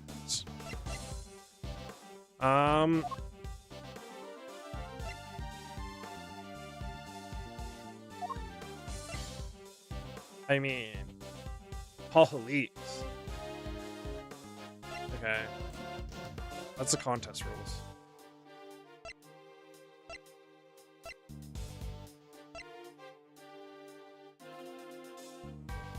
I think we can do this with the lost, what's it called? Yep. Lost, luminous cloth. It's true that the murder weapon and the bloodstained chocolate were removed from the scene of the crime. But something else remains that does point to one person in particular. Take another look at the photograph of the body, if you will. You know, I'm starting to question this photograph, too.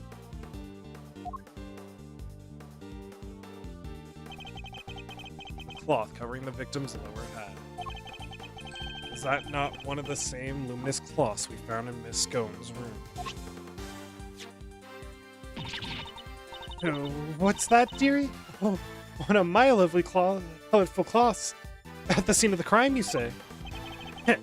Luminous cloth. Nonsense. I see no light to speak of.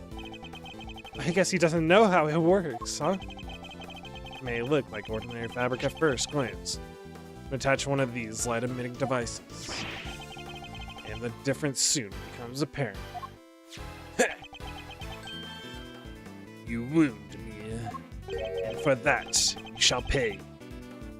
Look at his face. I don't think he was expecting that. But the fact that the cloth can be lit up is neither here nor there. We have to show why it's important. One of the rolls of cloth from Miss Scone's room went missing. And if you look closely at the blue cloth in the picture, wouldn't you say it's clearly made of the same material Mr. Von Karma? The salt lamp and the luminous cloth both belong to Miss Scone. And seeing as the body was wrapped in said cloth, surely even you have to admit that's suspicious. Suspicion doesn't matter at all. Mr. Von Karma, I think it's time to accept that a number of factors point to Miss Scone as a person of interest.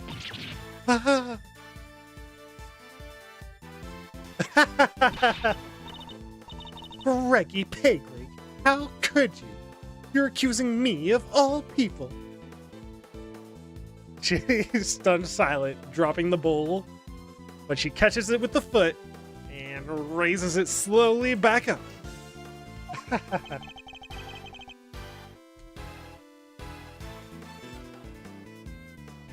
I'm not accusing you of anything just yet.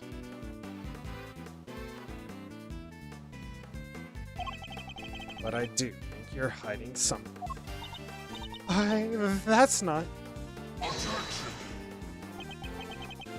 Just to clarify, Your assertion is that both the murder weapon and the cloth were in Miss Scone's room prior to the murder. Exactly. Tisk, tisk, tisk, tisk, tisk, tisk. Is something funny. Only that you've walked so carelessly into my trap. And neither the cloth nor the murder weapon were in effect in her room. So sorry to have to break it to you. What does he mean? Tangaroa spotted them before the contest began, and noted that the lamps and cloths contravened the rules.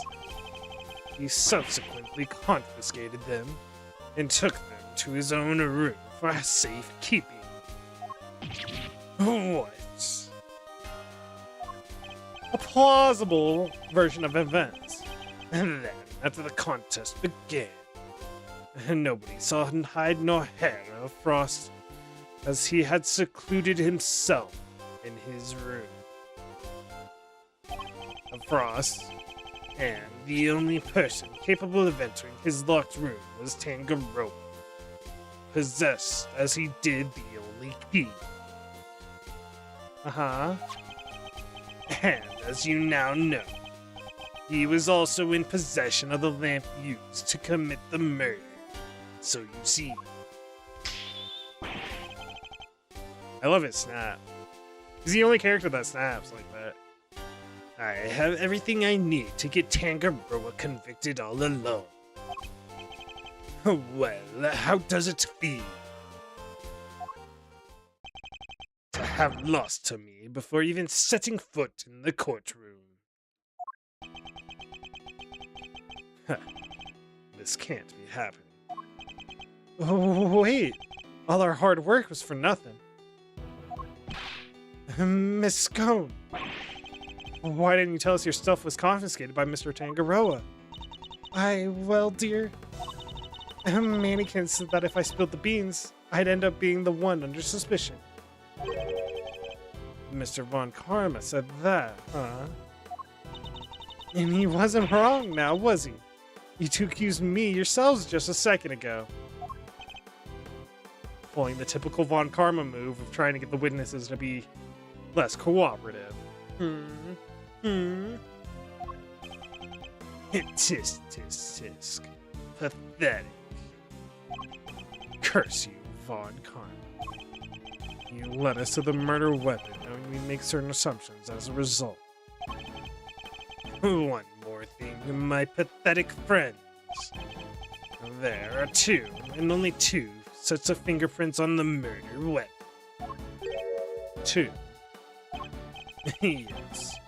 Those of Delicia Scone and Samson Tangaroa. No others were found. But there's a set of fingerprints missing. Tangaroa used the lamp he had confiscated to murder Frost, and was foolish enough to hide it in Scone's room without first removing his fingerprints. Tisk, tisk, tisk. At this rate, no one will ever need to testify. My perfect evidence will do all the talking for me as I secure his guilty verdict. Objection! But wait. Objection. What about the luminous cloth that was left behind in Mr. Tangaroa's room? What about it? He probably meant to return it after disposing of the body. I don't have enough to disprove any of what he's saying. Tisk, tisk, tisk. No more pitiful objections. Then get out of my sight and close the door behind you. Mr. He! Manfred Von Karma being a good villain after all, as always. I'm not about to just give up. I see you mean to waste more of my time. Bad. Escort them off the premises now. This investigation is not over yet. Detective Bad. Saved by Bad? What is the meaning of this? Sorry, but I'm not in the habit of leaving cases half solved. There's still one last thing from the crime scene we haven't identified. He's right. We still have evidence that somebody's activities to account for. We can discuss your lingering doubts at our leisure, Detective. But whatever they might be, they're no business of the defense's. Objection! I beg to differ. There's a few evidence that I'm still not satisfied about either. And I suspect it might be the same thing that's bothering Detective Bad. What? I think this, right? Oh, wait. Yeah.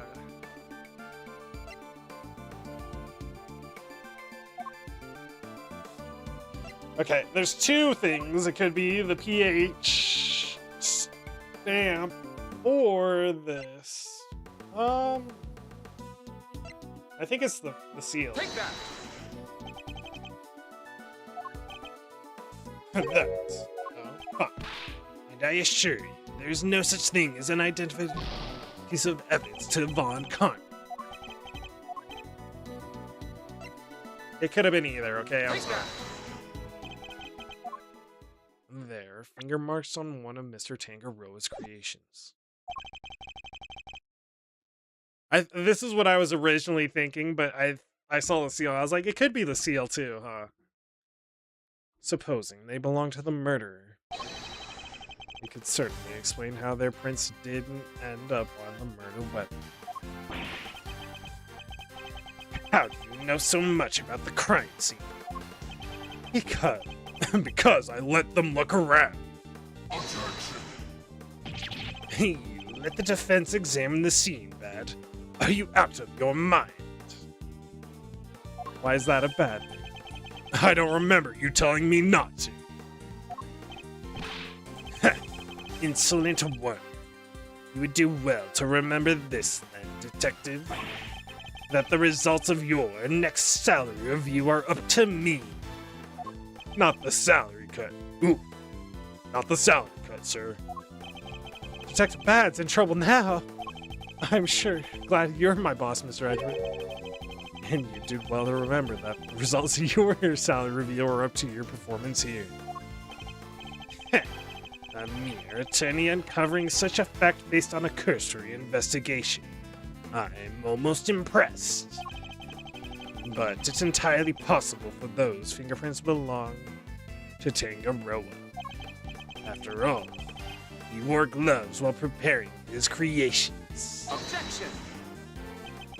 Can you prove conclusively that the finger marks are his? Furthermore, there's still something about Miss Scone that doesn't add up. Is there? Or are you simply not prepared to admit defeat? Oh, stop it, Greggy. Stop it. Oh, why are you being so mean to your old pal, Delicia? I owned up to nibbling poor Sammy Poople sweets. What more do you want? I don't want to have to make you a suspect. That much is certain. But you lied to us. And you're still not telling us everything. Greggy, stop bullying me. I'm sorry, but you don't even know the temperature whipped cream should be kept at. What kind of professional confectioner doesn't know something as fundamental as that? I'm sorry, alright? I'm sorry, I'm just a silly, muddle-headed girl. What more do you want me to say? I don't think you're muddle-headed at all. I think that you were never a confectioner to begin with. Enough.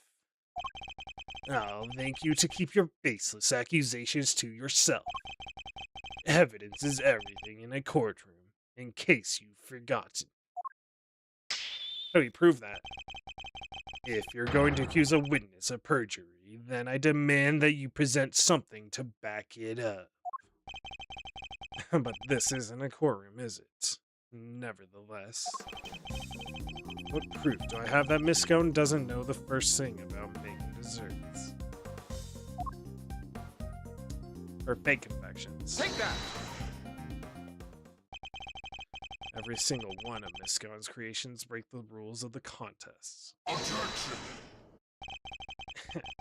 The offending items, the cloths and the lamps, were duly confiscated, as we have established. And the witness did not go and bring them back to her room herself. Objection! But those weren't the only rule-breaking items in her room. What?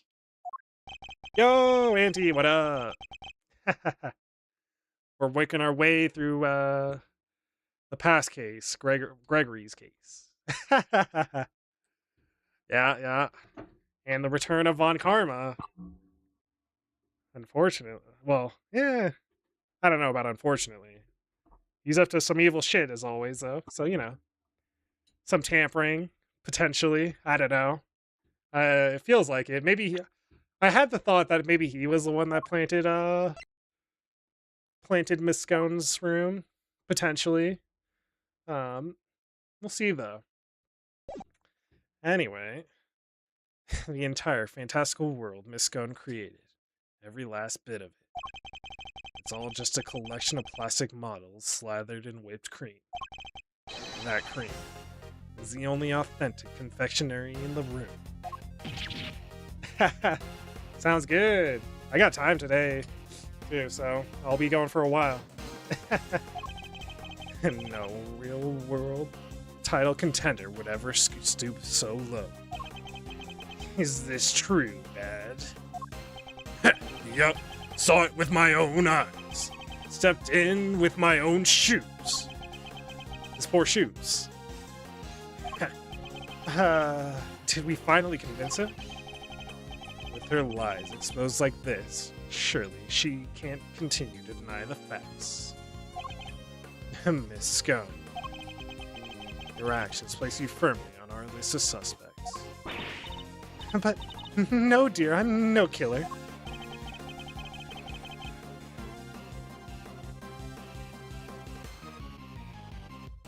Then why don't you start telling us the truth? Who are you really? And why were you tampering with your rival's work? All right. Miss Scone revealed. The truth is, I'm not an adorable little cook you see before you. I'm actually a pharmacist, if you can believe it. Oh? A pharmacist? Whoa! I can't believe him. I can't blame him for being so surprised. This couldn't be further from what we imagined. So, what's somebody in your line of work doing entering a contest like this one? Oh, well, I just love eating sweets. Eating sweeties, if you must know. But Sammy Poodle sweets are the best, so they say. I just had to enter. I didn't mean to end up making it all the way to the final. Damn. Even Mr. Von Karma is lost for words. Whoa, that's it? That's the only reason you're here? Yes, dearie. Yes, dearie. And it was worth it. Samson's Silly Pants Sweeties are the tastiest treats I ever did take. And the finger marks? Were you the one wearing the gloves? Ah, no, that wasn't me, dear. I don't even wear gloves. Ah, okay. Remember, Miss Scone's fingerprints were found elsewhere on Mr. Tangaroa's other creations. I'd say that points to her not having worn any gloves. Exactly, Lambkin. And Greggy Pegleg got the right end of the stick, and I'm an innocent woman.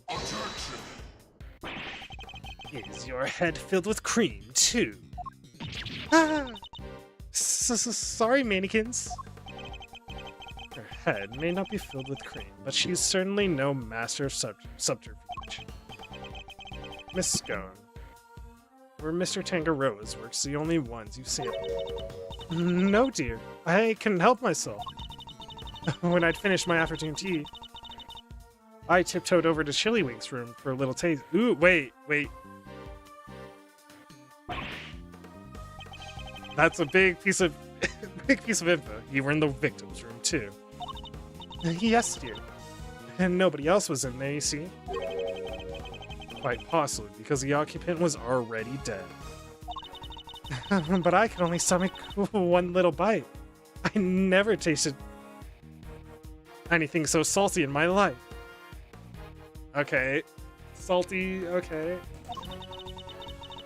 So I had myself one of the tasty star-shaped bits off the side to cleanse my palate. Star-shaped. It's gotta be his room, right? Okay. Oh, whoa, you have quite the sweet tooth, don't you, Misko? Indeed. Well, what didn't she, Sam? That's everything, I promise. Greggy Peggles, Mannequins, I'm so sorry. I didn't mean to make a mess of things. As long as that's what you've told us. As long as what you've told us is the truth, that's all that matters in the end. And do not think for a second that this means I, myself, believe you. I am going to investigate the victim's room now. We'll see how truthful you've really been after I'm through. Mr. Von Karma, please let us accompany you. I think it's only fair that we be allowed to investigate the veracity of our conclusions. Accompany me if you like, but don't think for a second you'll be permitted to conduct your own investigation. We'd like to accompany you all the same.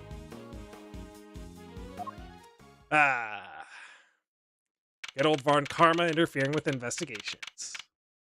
Alright. What was it? Frost room. Oh, what is the meaning of this? Okay. When we got to Frost's room, we saw nada. It was all gone. The whole enchilada. This is current Fender speaking. Was this the work of the culprit? Dead body hidden in a chocolate chest. A murder weapon moved mysteriously to another room. This case was a real peach. And it was going to take some serious sleuthing to get to the bottom of it. Huh. Okay. Why'd we enter the present there for a second?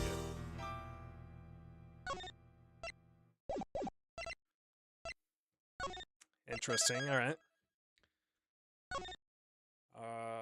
Middle. An incident occurs. We are back in the present. Huh. Does that mean they're going to combine the case into one? Huh.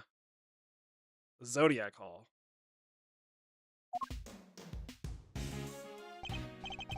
Whoa, went deep on that one. Sorry, Miles Areno.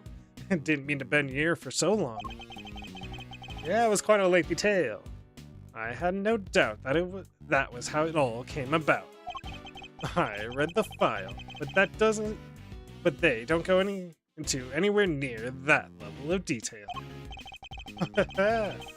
I bet they paint things in a much rosier light for the prosecution, too. Von Karma was in charge, after all. What happened with the case after that? Oh, well. What with the ice sculptures vanishing from the victim's room, things hit a bit of a rough patch, you know? So rough, in fact, that it took a full year before they could even reach a verdict in the trial.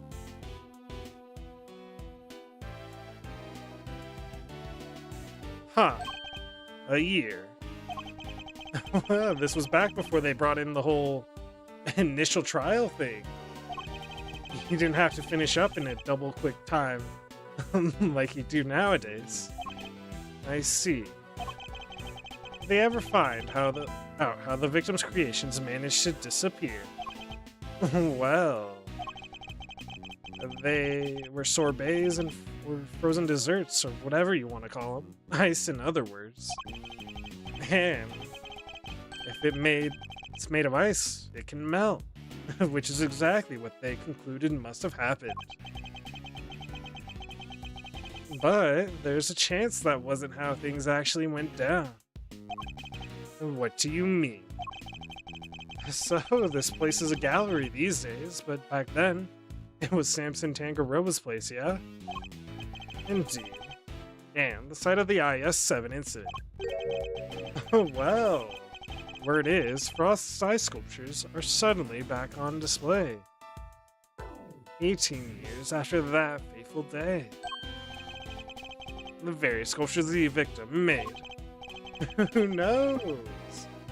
Could be they're just modeled on the originals. But I figured it was worth coming down for a little look-see just in case. It seemed like the least I could do for poor old Gregory. Ah. Oh, well, alrighty then. Let's go take a look at these icy marvels, shall we, kiddo? I believe they're on display in the Winter Wing, as it's very snazzily known. Huh. Okay. So, Winter Wing, Winter Wing. Aha! Huh? I don't believe it, it's locked. The gallery's open for biz, but the Winter Wing's off limits. What gives? Fender. Perhaps you should look more closely at the pamphlet we were given. The Winter Wing is over there. Okay, well, that's gonna be relevant somehow. Ah! What's the evidence? It is freaky. Could have sworn it was this one. Did go quite a bit of detail into. What are your numbers, Edgeworth? Come on.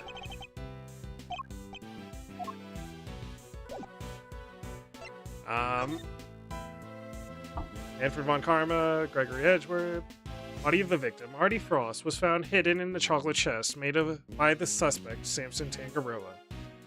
Victim died from blood loss after being struck on the head with a rock salt lamp.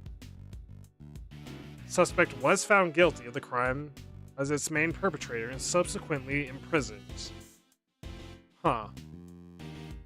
Okay. Interesting. Man. They rearranged the rooms. These might be swapped too, but I couldn't tell you. Oh.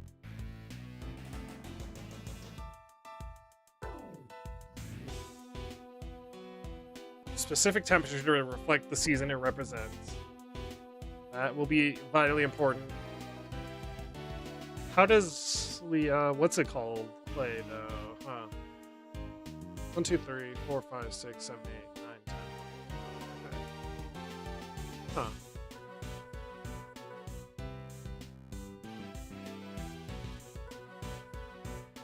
Wait.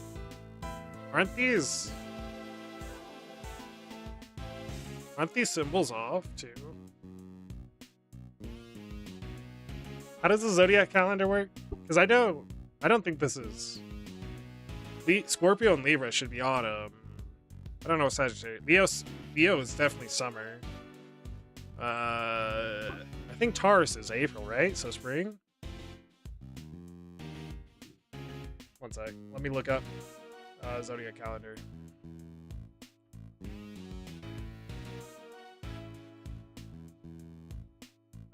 Capricorn is December. Yeah. Okay, they're all off.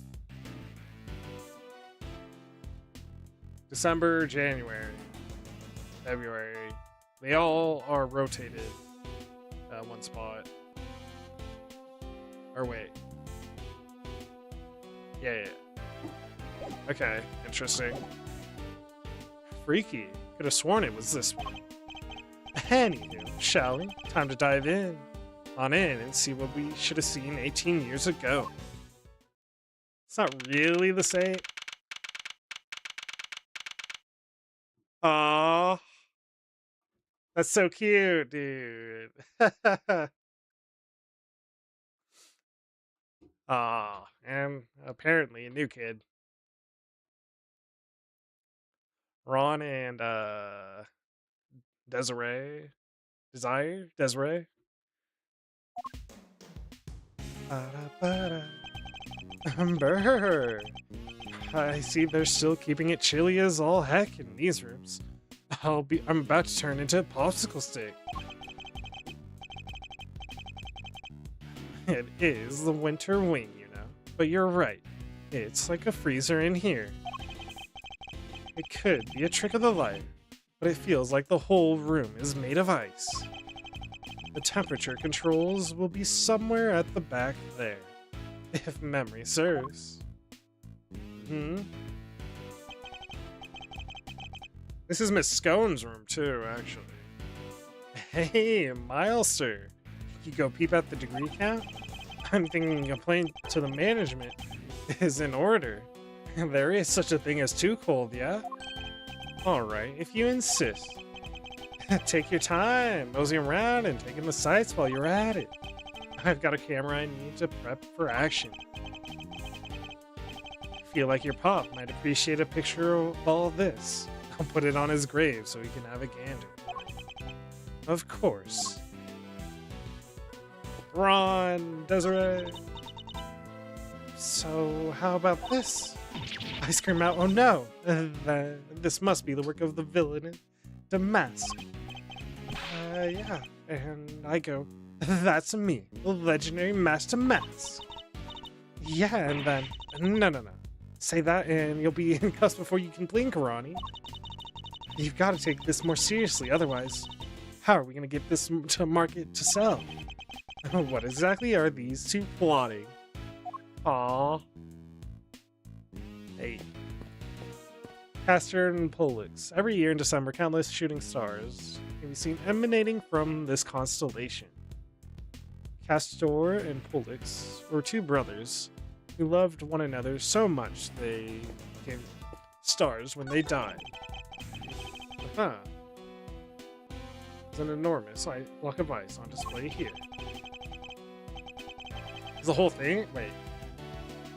There's some explanatory text engraved in Castor and Pollux.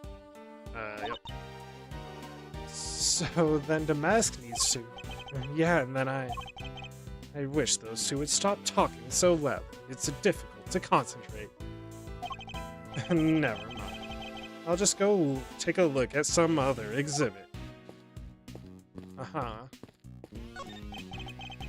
There are two large ice statues on display here. I guess these are remakes of Frost's work from 18 years back. Real light-catching stuff. Ice sculpture's a heck of an art form, huh? It is. These are the works of my father never got to see. I mean, we're seeing recreations, but to think that I get to see them instead so many years later. Sorry to butt in while you're deep in the thinkhole, Milester. But you mind looking this way for a sec? This way. Ah, beautiful. Yeah, just like that. Fender, really. Say cheese. Aww, that's adorable. Please don't do that again. I don't like having my picture taken. Does show a little bit. Huh. Very... I like that picture. God, I just wish I wasn't suspicious of Fender. Whoa, my bad, big guy, my bad. I had to check if this old thing was still working is all. Is that the instant camera? And now that you mention it, the camera does look rather ancient. Yep, vintage model. You ever hear of an instant camera? It develops a picture right after you take the shot. Still twists my noggin trying to think how it works. I know what an instant camera is, although I've never used one. Technology has advanced way further than that, old man. Should have known Mr. Know-It-All would know it all. You really are your father's son. Alright, step aside. I need to get some good shots of the room here. Huh. For all his joking, he looks very serious about the pictures he is taking. He must have his own theories about the IS of an incident. Woo! I should have been in a paparazzo. These are gold. And they develop right away, want to see? Well, since you've already shoved one in my face. Alright, Brainiac. Question. What do these two sculptures represent? They appear to represent Taurus and Gemini, two constellations best observed during a winter time.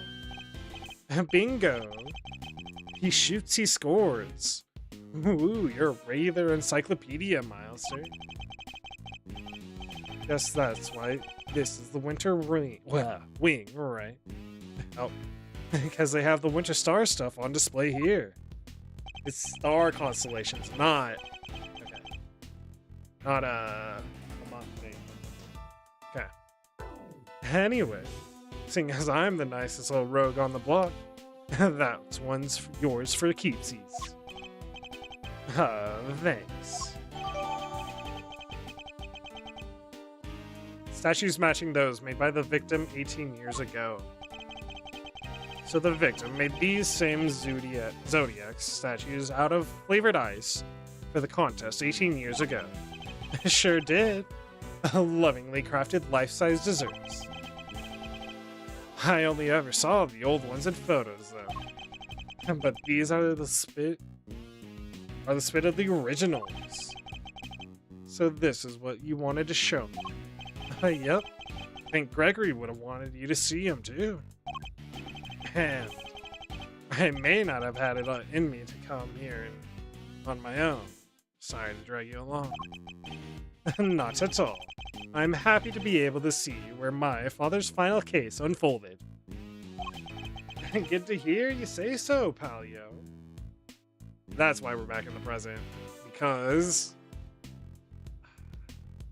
this was the final case. What say we grab another quick snap to commemorate this heartwarming occasion? Absolutely not.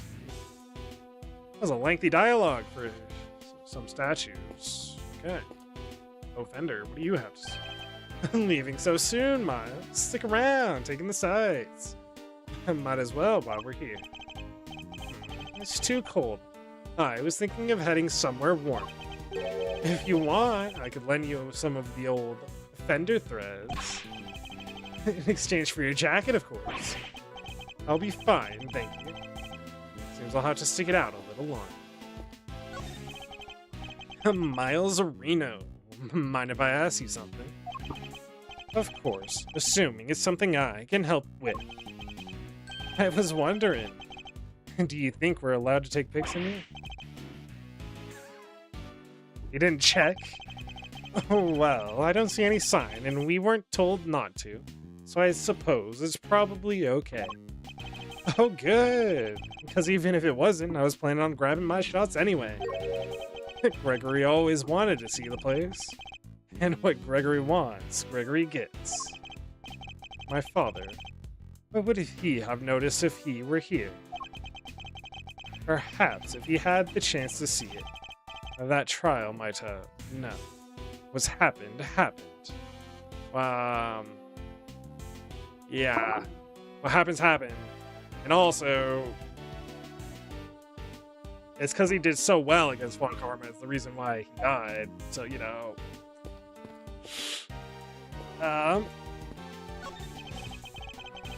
It's a statue of a rather ferocious-looking bull. Not a gaze one would want to be fixed with. But then, I was always taught to return a stare with a stare. Although, in this case, discretion might be the better part of valor. Okay, staring contest with the bull. Go!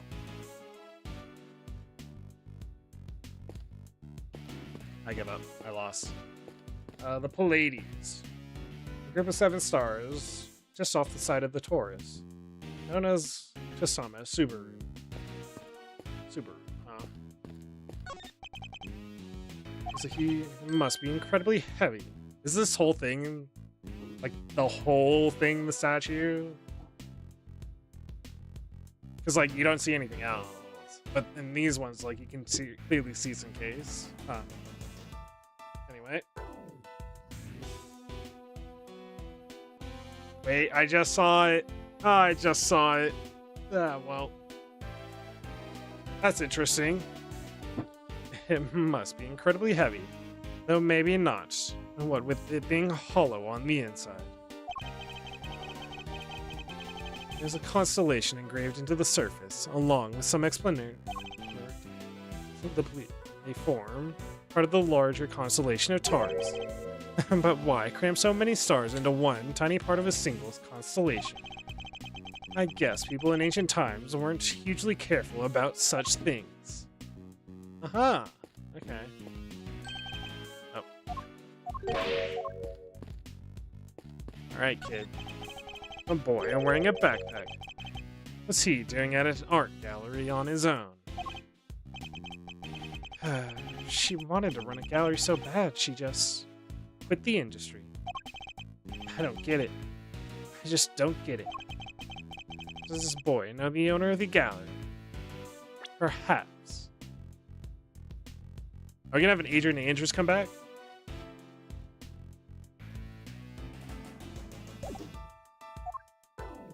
Huh. Okay. I do notice that, but I guess it's not important yet. This lamp appears to be made of rock salt. It's illuminating. Wait. The background, because you didn't fin it. There were tools in the last image of the pass. So I wonder what they're basing off. That means they have an image of the past that we need to see too. Also, if there was an image with the rock salt lamp, then that's probably where the murder weapon came from, right? So the item from his own inventory is what murdered him instead of scone. Okay. Anyway, this lamp appears to be made of rock salt. It's illuminating the diagram of the zodiac just above it. Yes, both the Gemini and Taurus are not only zodiac signs, but constellations that are visible during winter. Winter constellations on display in the winter wing, and uniquely, these statues are made of flavored ice. According to the pamphlet we received, the ones in the other rooms are made of crystal glass. Ice might be rather fitting for the summer ring, too. Who doesn't like a nice snow cone on a sunny day? But then, it would be probably too similar to this room, I suppose. Also, the temperatures... Okay, can't do that. Winter wing, 27 degrees Fahrenheit. Huh. Fender, I can't seem to find the temperature controls you mentioned. They're gone? Oh yeah, it's a little tricky if you don't know where it's at.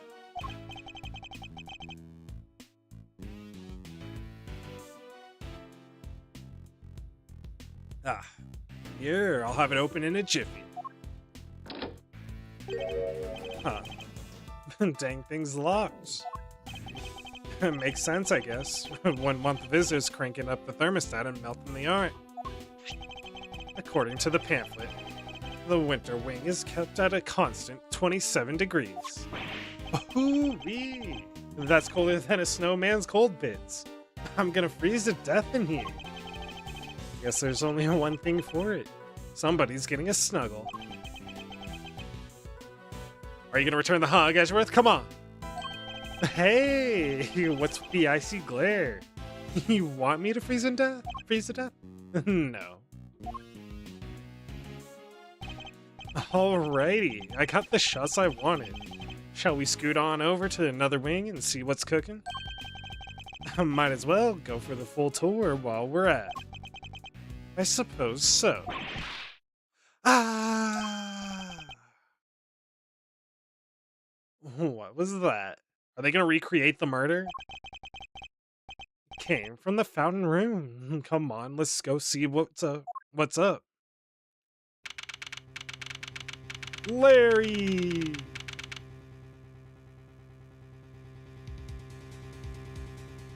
And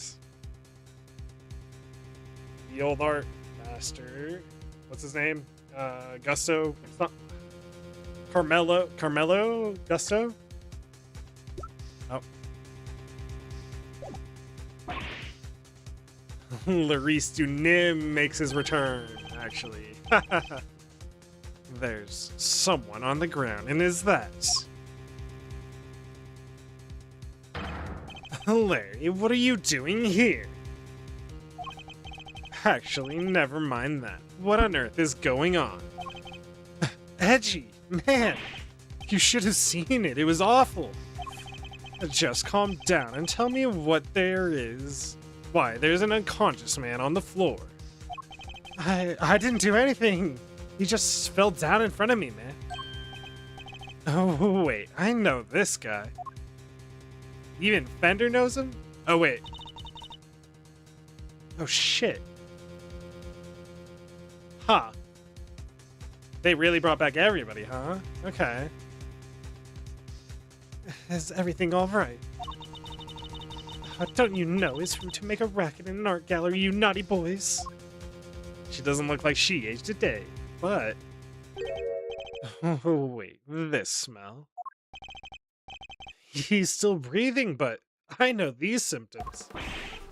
It's not safe, Miles. We need to get everybody out of here, now. Everyone with me. There isn't a moment to lose. There's poison gas coming out of that room. Huh.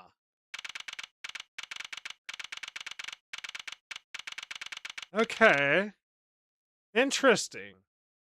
Also,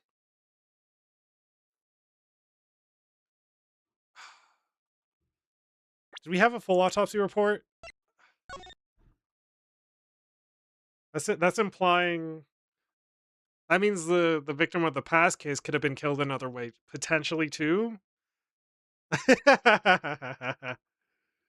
The brain has to think, okay, man.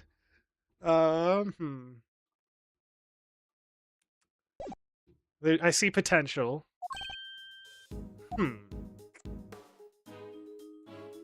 Ba-da-da-da-da. Good old Larice do nibs back too.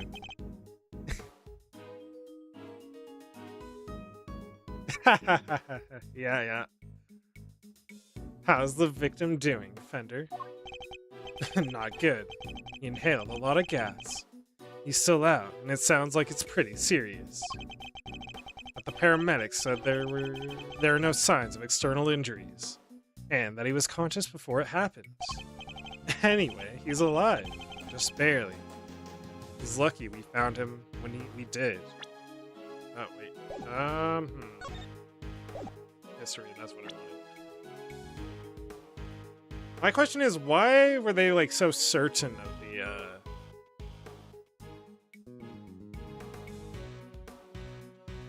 Edgeworth has smelled it before, and he's seen the symptoms before. Huh.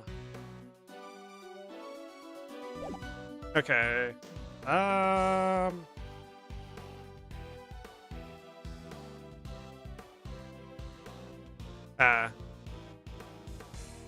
Just barely. He's lucky we found him when we did. But like I said, it's not out of the woods yet.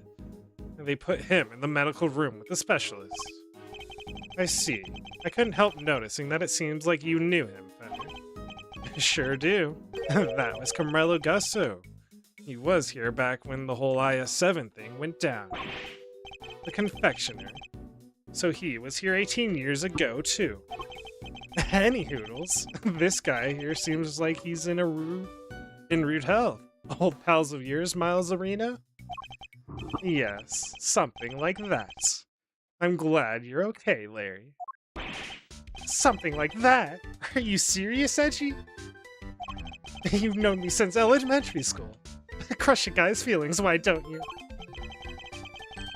Ah, good old Larry. I mean, Larice. Anyway, you know you're supposed to call me Larice Dunim when I'm dressed like this. So no more Larry, okay? Got that? Ah. This is Larry Butts. He's a bit of a troublemaker, but he's one of my only friends from back when we were little kids. Ever since he developed a passion for art, he's been trying to make it big as Larice Dunim. But new name or not, he's still the same old Larry. Oh, whoa, grade school buddies. I need to go tell Gregory about this. He'll be over the moon to hear you have a pal. He was always worried you'd never click with anyone. Aww. Hear that, Edgy? You're lucky to have a friend like me. I never knew I was the cause of such worries for my father. Never mind that now, Larry. What are you doing here? Larice, Edgy. How many times do I have to tell you it's Larice? What are you doing here? Ah! Oh, what's with the demon eyes, man? Alright, I'll talk. Just stop looking at me like that. Good, now talk.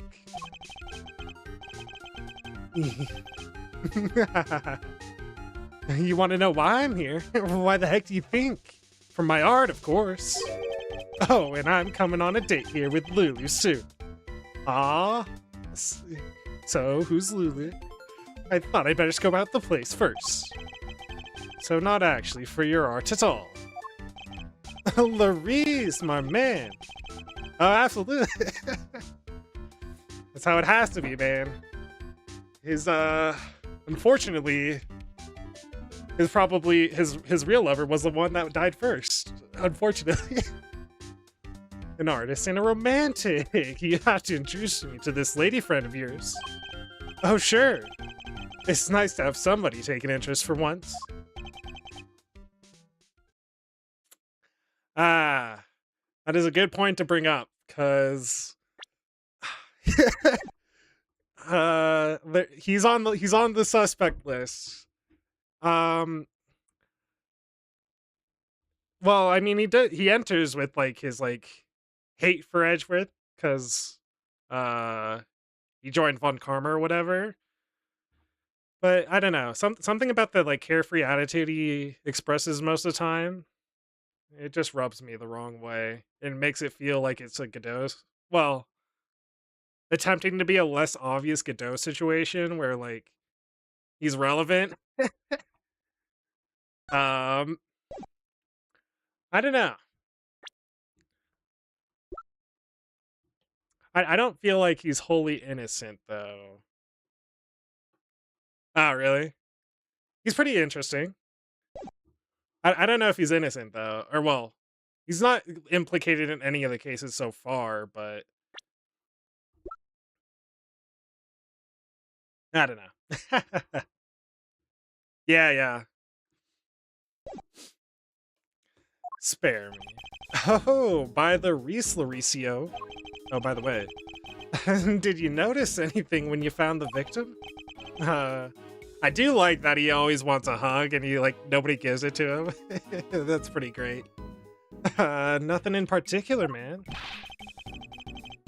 Didn't you say you seen something awful? Oh, that! The old guy, he just appeared and then splat. He was on the floor, man. Scared the life out of me. But for once, I had nothing to do with any of it.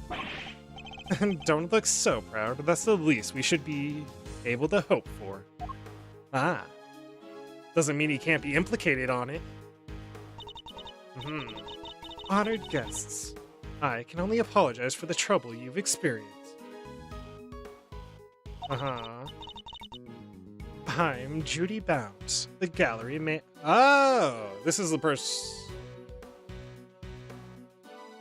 She has a kid? Or wait, she's just acquainted with the kid? Huh, okay. I'm Judy Bound, the gallery manager. Another person from the IS-7 incident. Good to see you, Jews. Mr. Fender. It's a pleasure, always a pleasure. She was at the reception desk when we arrived, so she's the one in charge here. Dang, I can't believe you had to go through something so awful, and on our first day in business. Uh-huh. She has a good teary-eyed face, okay. Hey, with that, it's not your fault. Oh, wait. I guess I'd better introduce you guys. Judy, meet Miles Edgeworth, son of the late, great Gregory. Really? You're Mr. Edgeworth's son. Well. Uh-huh. Oh, she's doing her dance or whatever for the show. Kind of. Isn't that fabulous? That great man's son here with us. 18 long years have passed, but now look, he's here at last. It's very lovely to meet you, my fine attorney number 2. Judy, that was the bomb. I see you're in good voice as ever. That's right, dude. Fender liked to sing along. Miles Edgeworth, prosecutor. It's a pleasure to meet you. Oh, you're a prosecutor. I'm so sorry. Forgive me for jumping to conclusions. Okay. She didn't have a nasty reaction to that, which isn't... She's very polite. But there's something strange about her. Hey, Judy. Can I, get an autograph? You can write it in here. Larry. Oh, well. If you're sure you even want such a thing. Why do you want it, Larry? Yeah, Larry. Rude. You know who she is, right? Come on, Miles, sir. You know you don't keep up with showbiz news or what? I guess that's no big surprise. What's going on? Why are they looking at me like that? It's because he never got the chance to watch the show, come on. Judy's here. Here's a living legend. It's not just TV. Movies, musicals, chart-topping hits, you name it. Oh, don't be silly. I'm just a humble art gallery owner now. I finally quit the biz for good. Uh-huh. I finished shooting my last movie just the other day, in fact. Some of my co-stars were even kind enough to say that they would come visit once we opened. Anyway, here you are. And good luck with your own artistic endeavors. Thanks so much, Judy. I'll treasure it till my dying days. That autograph is evidence. Ah, you and me are peas in a pod, Larry's. Peas in a gosh dang pod. How lovely for you both. Larry, could you go practice your drawings somewhere or something? Oh, wait. Oh, yeah, somewhere or something. You did come all the way to an art gallery after all. It would be a shame to waste the opportunity. A real artist drawing our exhibits. What an honor. Uh-huh. Guess even you have a bright idea once in a while, Edgy, hmm?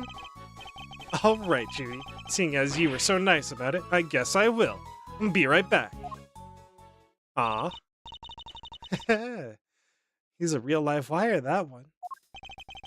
That's one way of putting it. I can only apologize.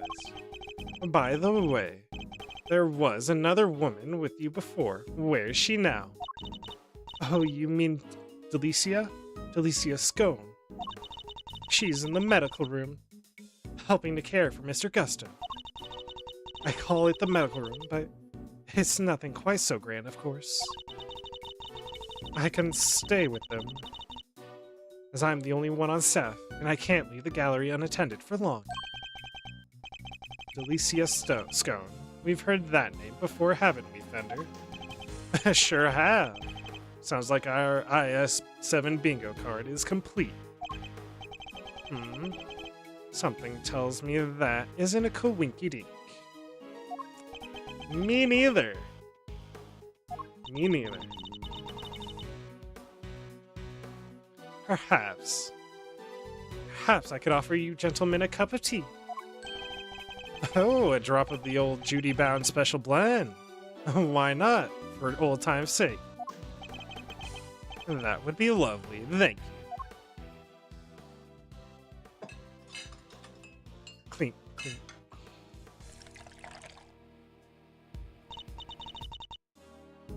Now, if you'll both excuse me, I'd better go and explain things to the other visitors. You go do your thing, Judes. Thanks again. Aha.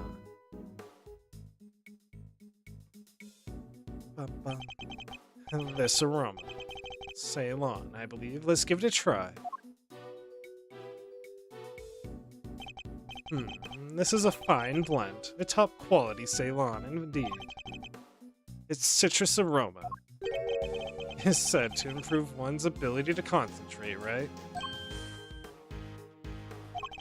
Haha!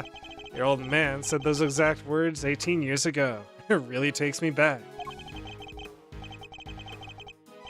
There's just one difference. Jude's cooled the saucers back then. Ah, fuck.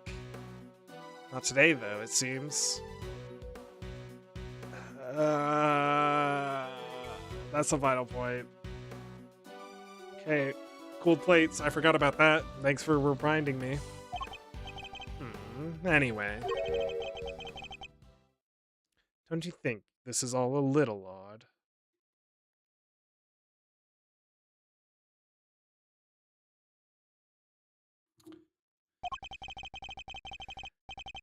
Every single person from 18-year-old case, all assembled in the same place at the same time. Yes, it almost feels as if an investigation is in order.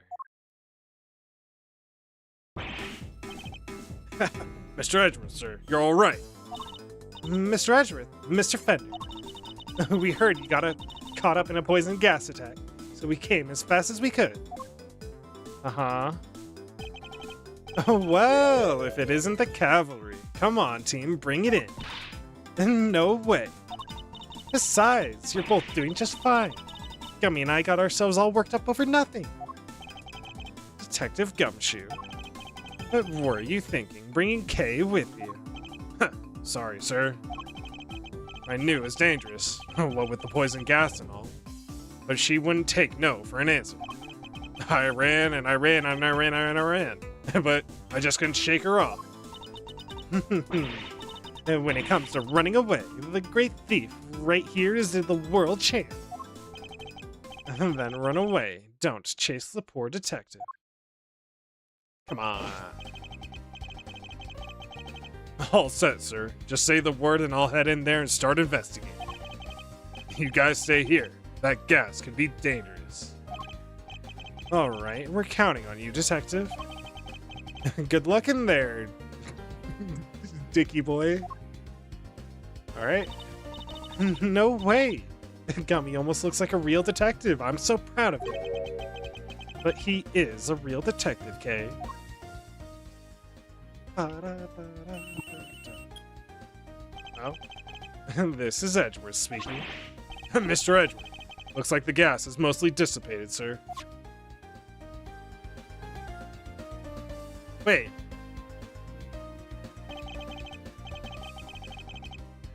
That's not the room. Huh? Very good, detective. Now calm down and tell us what you see. There's a stepladder. Yes, sir. First up, the exhibits. There's a statue of two people on the left side. And on the right side, some kind of two-horned animal, sir. Wait, a statue of two people and a two-horned animal. That sounds familiar. In fact, it sounds identical to the display in the Winter Wing. That's open too. Suspiciously open. Other than that, the place is looking pretty damp. The sprinkler sprayed the place good, sir.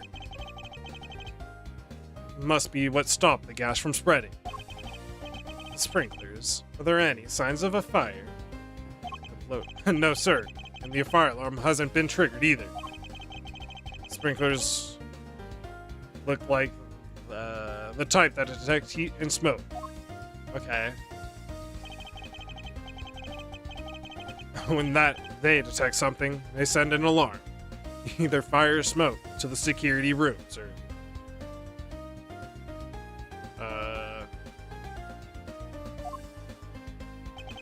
Okay. Guess they read the gas as smoke. And triggered the smoke alarm that way. Okay. And was anyone in the security room when the alarm went off? This place has only one employee, and that's Judy Bound, the manager, sir. And she was at the reception desk across the way from the security room the whole time the gallery opened.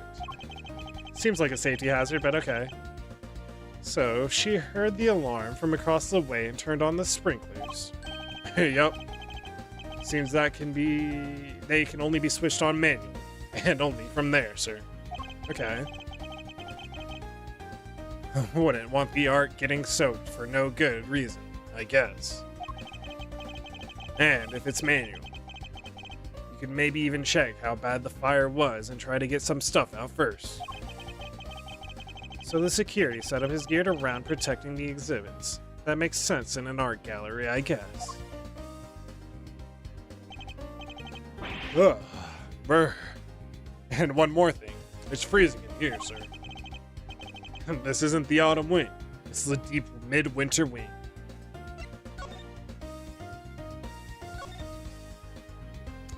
Yeah, that's a different temperature. Huh.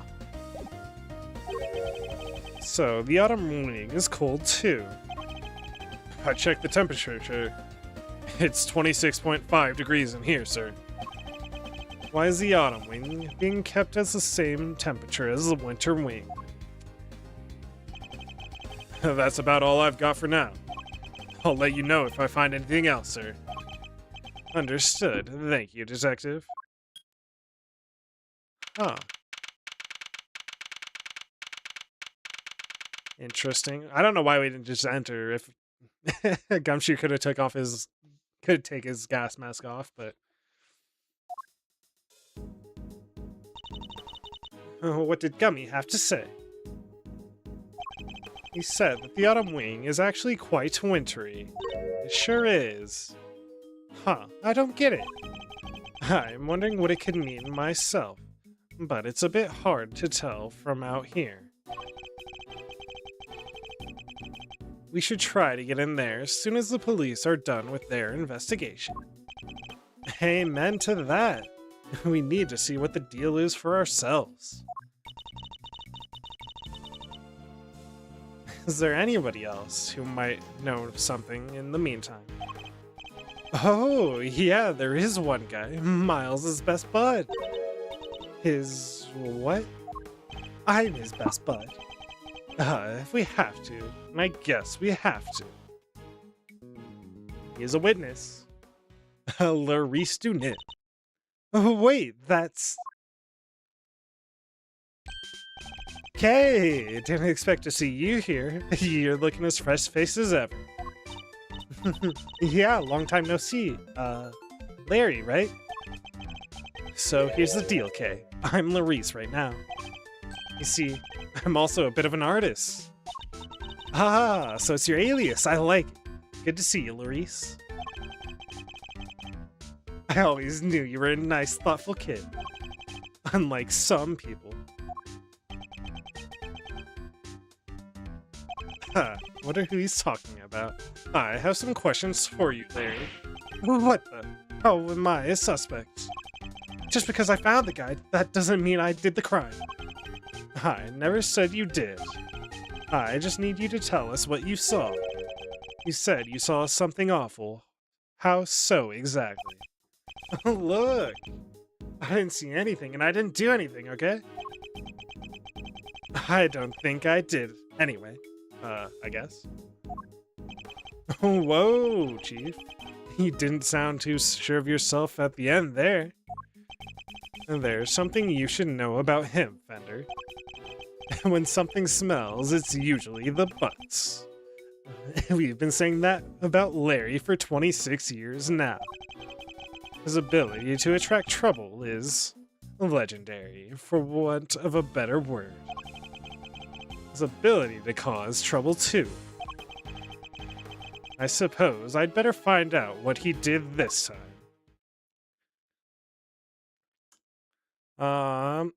Unless he entered the room, I don't think he's... Oh, shit. We're mind-chessing him? Well... let me save, I guess, then. Huh. Ba-da-ba-da. Larry's hiding. Our aim is to uncover anything that Larry might be hiding. However, I didn't see anything, and I didn't do anything, and you can't prove otherwise. It's almost impossible for him to keep his cool. I'll need to bide my time when he gets agitated, and wait for him to calm down. Let's start by asking him to go into detail about what he's doing here. He shouldn't prove to be too much of a challenge, so let's get this over with. Mind chess, immense. Why are you here, Larry? Why exactly did you come to the gallery today? What kind of question is that? What, you think I don't belong in a gallery or something?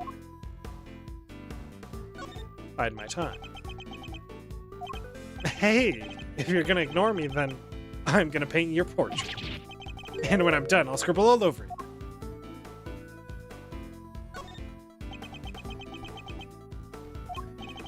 I'm joking, okay? I never scribble on one of my pieces. How could I? They're valuable works of art. According to you, perhaps. I imagine I might struggle to agree. Oh, laugh it up, funny guy. Luckily, some people actually believe in my work.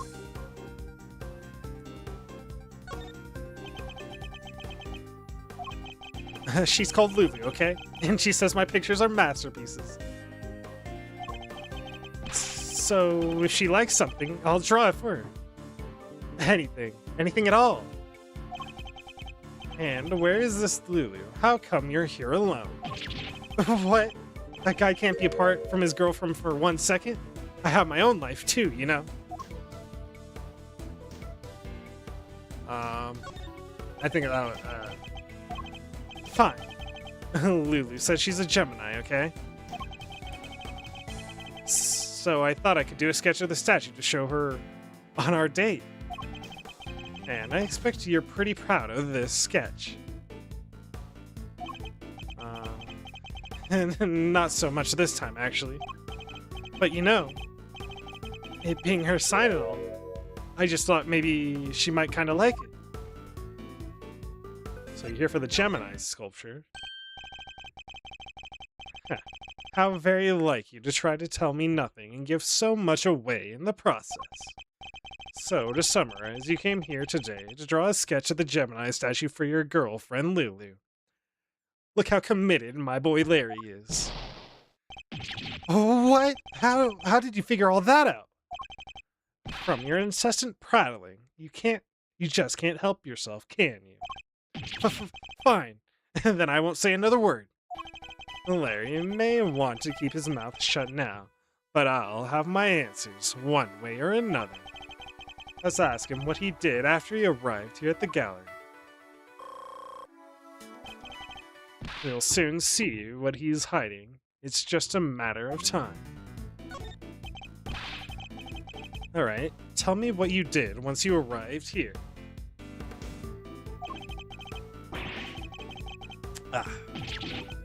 Oh, what's the big deal? Why are you staring at me like that? I don't remember.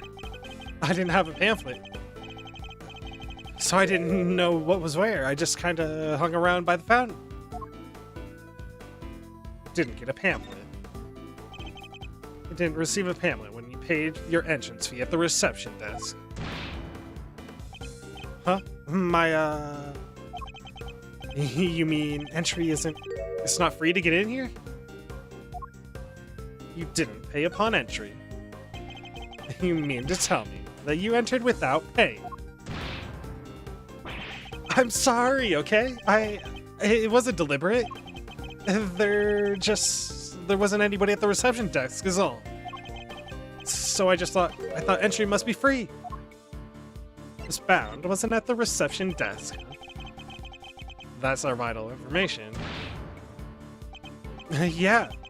It looked like there was maybe somebody in the little room opposite. Interesting. According to Detective Gumshoe, Miss Bound had to enter the security room to activate the sprinkler system. I expect she wasn't at the reception desk because she was busy responding to the incident. And right after she finally got the place open for business too. Poor Judy. The Winter Wing, the gallery's greatest attraction, and it's gonna be ruined now. Know a lot about the Winter Wing. You say you don't have a pamphlet, and yet you seem to know a lot about the Winter Wing. I mean, he was here for a specific reason, so... For example, that the Gemini statue you came here to draw just so happened to be in said room.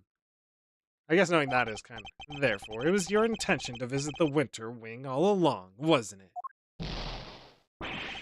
How? How did you get me again? Fine. You're right. I came here for the Gemini statue. And yeah, I came here to visit the Winter Wing. I won't deny that. Larry, not one to confess so easily. Then again, he always managed to surprise me in unusual ways. Let's see what more he can tell us about the Winter Wing. Is it going to be about how he assumed it was the bottom right room instead as well? I expect even Larry has found his feet a little by now.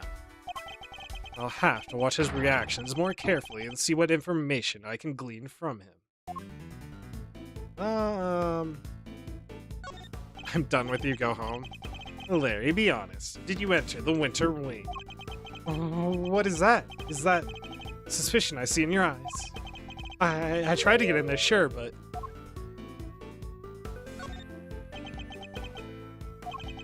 What gives at you?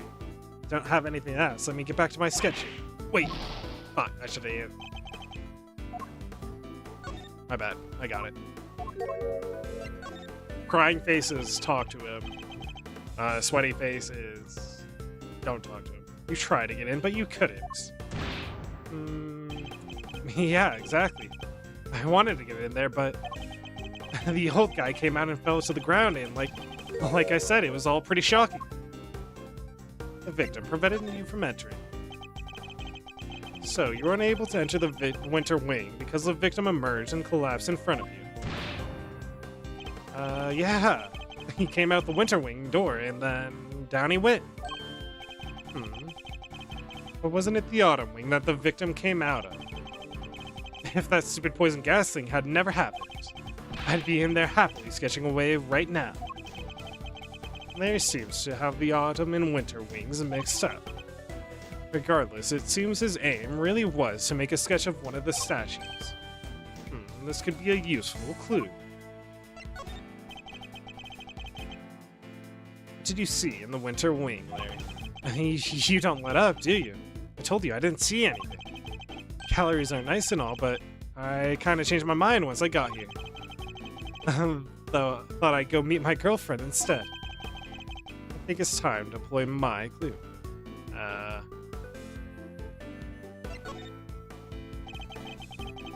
And you say you came here to make a sketch of one of the statues for your girlfriend. You gave up on that a little easily, didn't you? Surely you saw something. Even if you were distracted by the victim's collapse. Oh, well, I did not see something. But that doesn't prove that I did see something totally terrifying either, does it?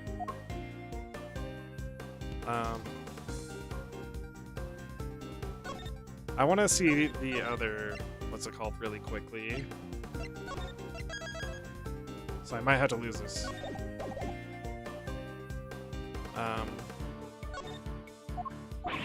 Yeah, I know that's wrong. Oh, fuck, I'm out of time. Curses. Oh, that's what happens if you lose my chest, huh? I can't give up now. Oh, okay. Interesting. Alright. I'm done with you. Go home.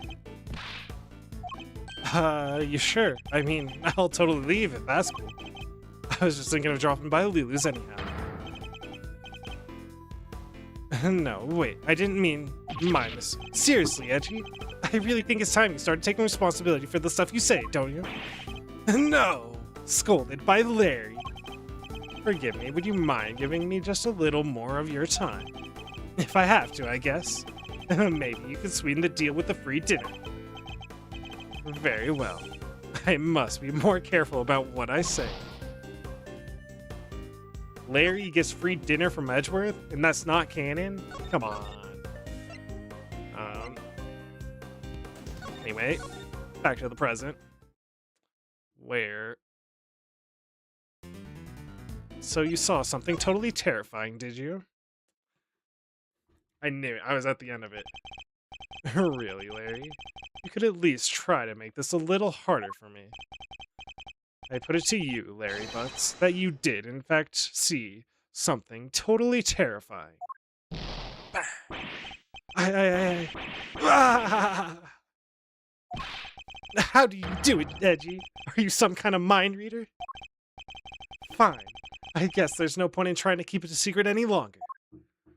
I'm not sure there's much point in you trying to keep any secrets, given your track record. Cocky as ever. It wasn't exactly the most edifying use of my time, but that's checkmate. Edifying is a good word. Edifying. Useful, probably. Definition.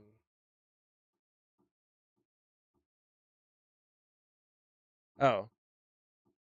Instruct to improve someone morally... intellectual use of my time, maybe? But, okay. Huh. Good word. My chess checkmate. You know, there hasn't been a chess theme.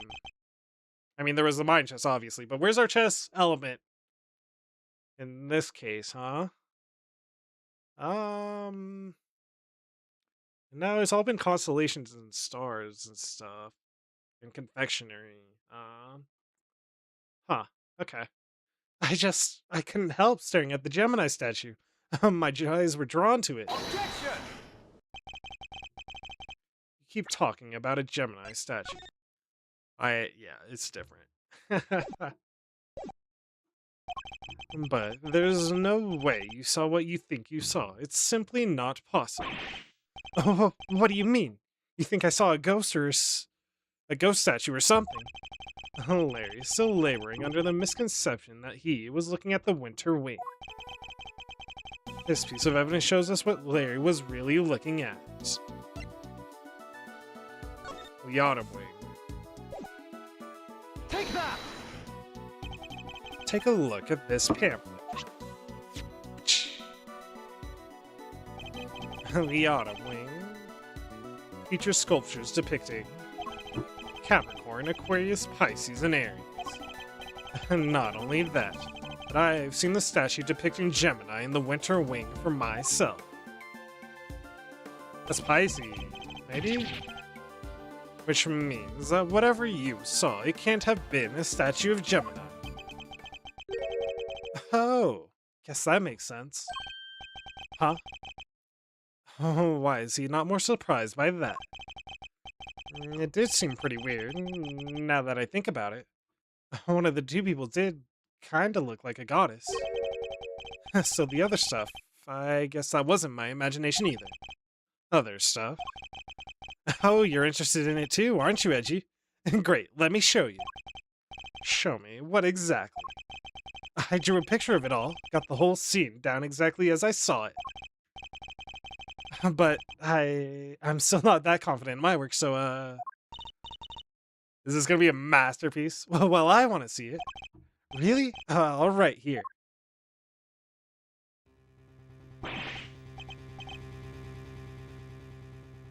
Okay, he's actually he genuinely gotten a lot better at drawing. I mean, he was already pretty decent, but damn. Also, it is the tails, and well, the blood. Huh? Oh, what on earth? It's grotesque. It is indeed. Red paint. Red paint. Red paint. Red paint. Why red paint? Ah. Uh-huh.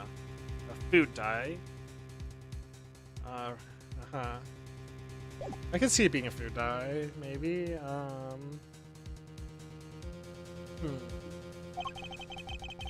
You're trying to tell me that the statue was crying tears of blood. Huh. Okay.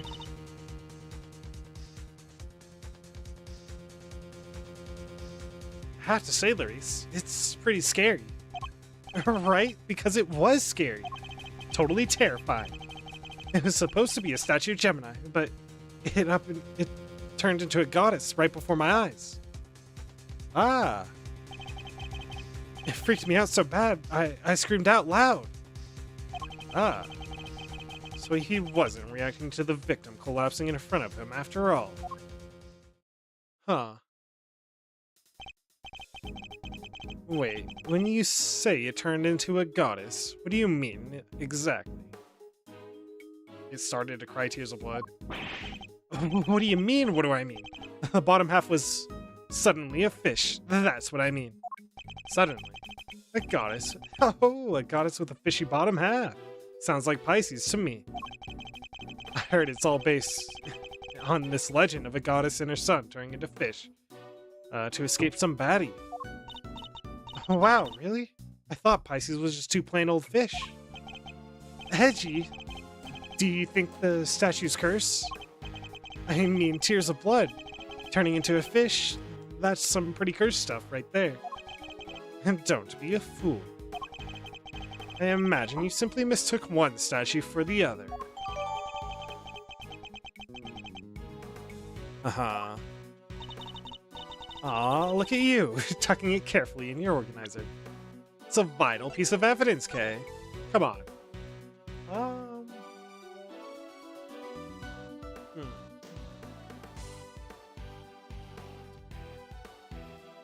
Why the glass? Ooh, something dripping from the roof.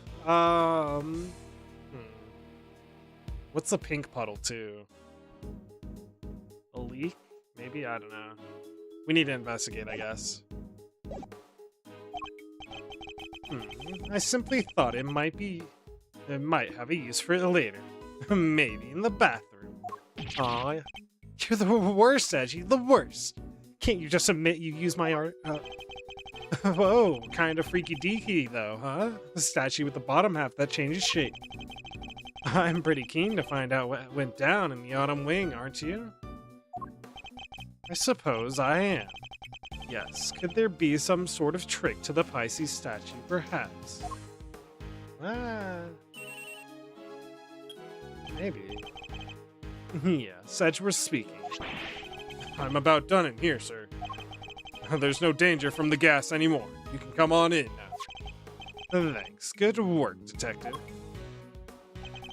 It seems it's finally safe to enter the autumn wing. Oh, the good detective sure has impeccable timing. Come on, let's go take a look. I want to see this Pisces statue. Oh, you're going in there, Kay. Then maybe I should come along too. Did you really think I was going to leave you out here on your own? I know better than that. He is going to get up to some mischief. All right, everyone, to the autumn wing. Huh. Okay. Huh.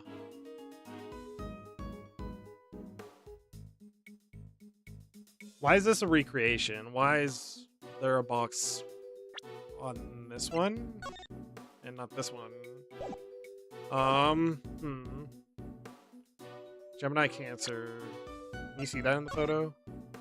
Gemini Cancer, okay. The rock salt is in the back. I don't think this was open.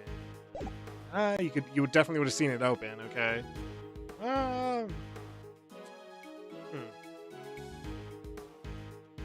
Also, Gemini, what's it called? Pisces Aries? Huh. Or Cat, ew. Probably Capricorn then, if we're going Mermaid Tails. Huh. Okay. Here we are at last. And it really does look a lot like the Winter Wind. Glad you can make it, sir. Oh, hey there. You're, Harry, was it? Good to see you, Harry. No, for the last time, the name is Larice Dunin. Detective, your report if you don't mind. Yes, sir. Okay, so first off, I found a blowtorch. The nozzle was still warm when I found it, so I guess it was used pretty recently. Uh-huh. Somebody using it to heat something. Uh-huh. Heat something. Was the stepladder already like that when you entered? Yeah. Guess it was used by whoever let out the gas. I just thought of that. Let out the gas. I was like, oh. And that's why it's open. The gas was inside the case until someone opened the lid. Is that so? Huh. The Pisces statue. It's maybe not melting, just liquid on it. Huh. Oh. You're sure up on your constellation, sir. You know what the one in the other case is, too? This is the Autumn Wing, so I imagine it should be Capricorn. A brilliant piece of deduction. Guess there's no fooling you, sir. I thought it was supposed to be Taurus. Alright. Calling me out, game. I see how it is. That weird cloth that stripped around it kind of tripped me up, sir.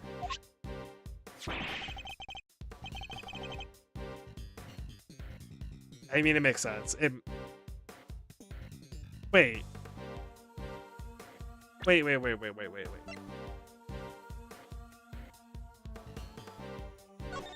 It is a piece of cloth.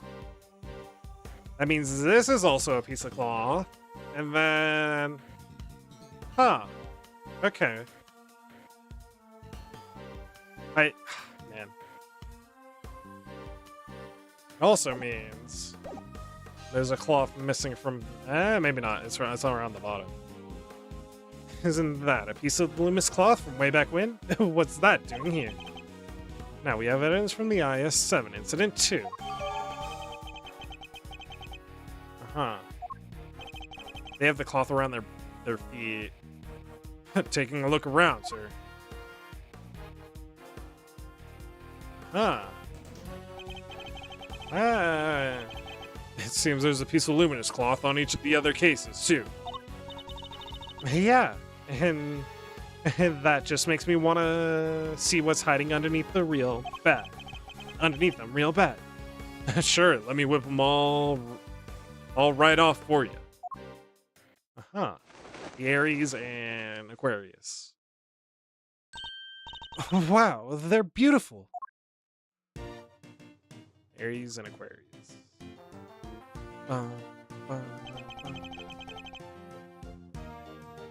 So, the transformation Larry witnessed.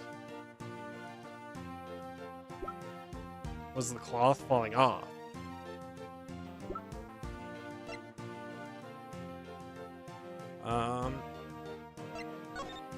Aries and Aquarius, right? Aquarius is that, Aries is that. Okay. Could have been the moment when the cloth around the Pisces statue's lower half fell away. See? Edgy, see? I wasn't imagining things, and I wasn't mistaken. Ah. Oh, listen, Miles, sir. I think we can all agree that this room is fishier than a bucket of fish. My hunch is that somebody deliberately tried to make this room look just like the winter wing. Yes, I was thinking exactly the same thing. They even covered the statues up in just such a way as to make them look similar. With the cloth over that bottom half, the Pisces and Gemini statue look almost the same. Ditto for Capricorn. Cover his bottom half up and he looks pretty much like Taurus. Whoa, the other two can't be fixed as easily, so covering their cases up completely was the only answer. So, somebody went to some lengths to disguise the autumn wing as the winter wing, I'd say we need to take a closer look at things in here, wouldn't you, Fender?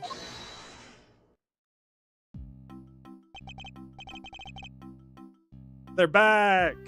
Mr. Winner and Judge Gavel.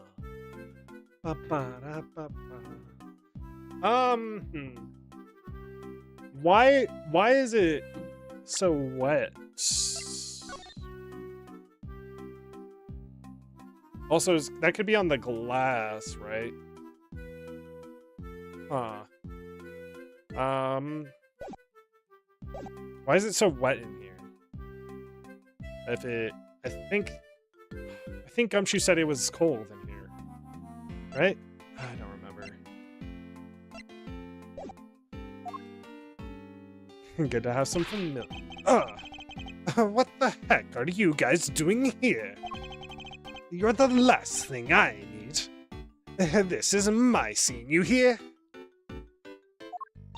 How is he getting all the cases?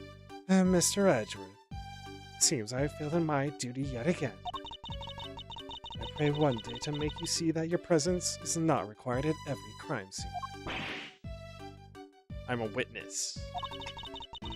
And that co-opting the good detective for your own ends is neither right nor good.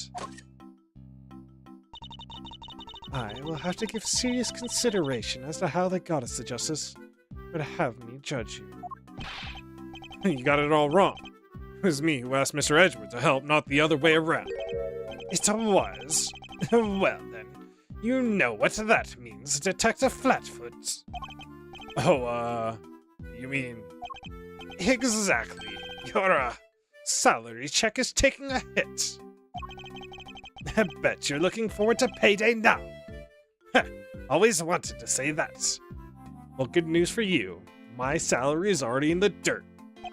Oh man, getting a wage cut from you, of all people. Not so fast, Mr. Winner. I was simply assisting the police's investigation as a witness and bystander. Detective Gumshoe's entirely in the right. Edgeworth defending Gumshoe? Aw, adorable.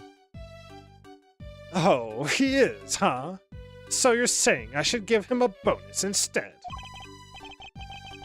That's not what I'm saying at all. Not worthy of a bonus, though. Hey, I wouldn't mind a little salary bump. Your compassion and generosity are truly heartwarming, Eustace. But we must take into account past transgressions when making judgments that concern the future. As such, I hereby judge Mr. Edgeworth and his associates unfit to tread the hallowed ground of this scene. What?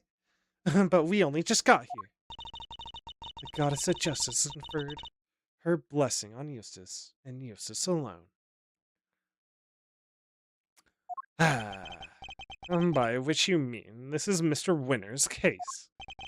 That's exactly what she means. It's time for the warm-up act to get off the stage. After all, I solved this one already. I have a suspect lined up and everything. I'm sorry, Larry. I'm sorry. I'm sorry, Larry. What did you say? A suspect. Already. Who? Who else but your artist friend over there? Huh? Me? Me? What's going on, Edgy? Larice! Your guess is as good as mine. I can't even begin to imagine how the boy's mind works. Unsurprising that you lack the attitude to understand the winning mindset. Lack the attitude. Something tells me he doesn't know the real winning turn of phrase. Well put, Eustace. Mr. Edgeworth does indeed lack a certain aptitude. Yeah, exactly. What's your aptitude, smart guy? Wow, he's totally shameless. Underestimate my information gathering skills at your own peril. Before we came here, we dropped by the medical room to ask the doctor a few questions. And he told me where the poison gas came from. And where might have that been? Also, it was a she, I'm almost. It's that chemical you find everywhere. Can't think of the name just now, though. Wait there for a second. Let me call him real quick. Perhaps I can answer your questions while Eustace is on the telephone. Why let him make a call if you know the answer? The gas was created by mixing two special chemicals. Ubiquitium and asphyxium. Okay. What kind of chemicals are they? Ubiquitium is there's a red liquid. There's a red liquid used in all manners of everyday products. Paint and dishwashing liquids, among various others. On its own, it's entirely benign. So, it's something anyone could get their hands on. Precisely. But the same cannot be said for asphyxium. That does sound nasty. What is it used for? It's a main ingredient in a product called Infestide Ultra. Cold Killer X, making a comeback. It is pure white in color, and is unavailable to the average consumer. Pure white, huh? Huh. So assuming they were mixing...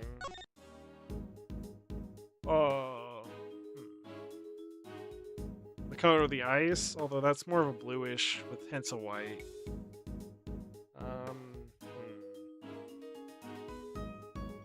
Interesting. Or maybe like the blanket color to match the drug's color. Still doesn't explain our pink puddle either, though. Wait. The mixing of the two is the color, probably. In fact, it is nigh impossible for members of the public to obtain it here in this country. As such, we are currently investigating where it might have come from.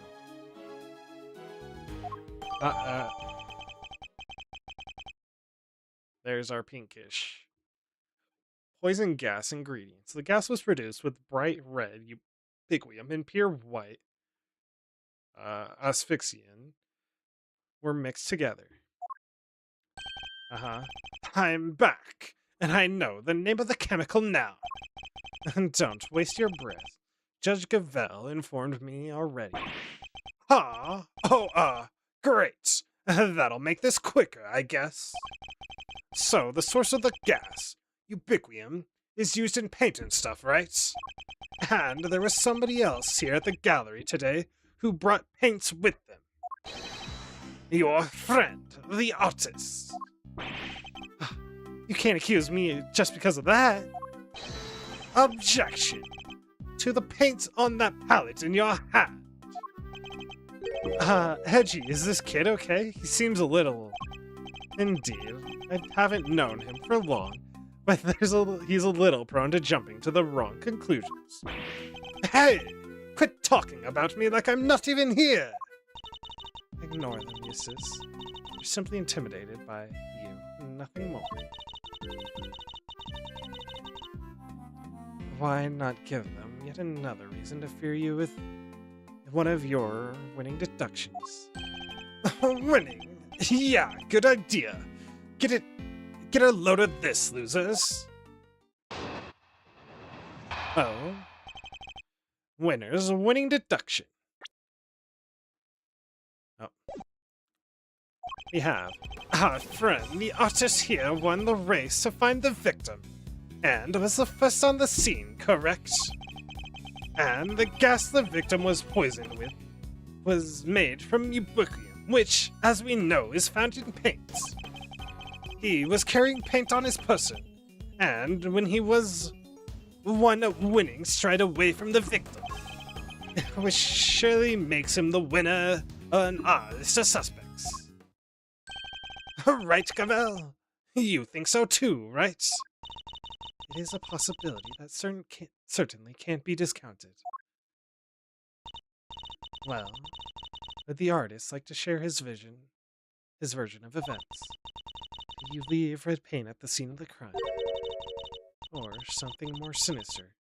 The catalyst for a cloud. For a cloud of toxic paint. Gas, perhaps.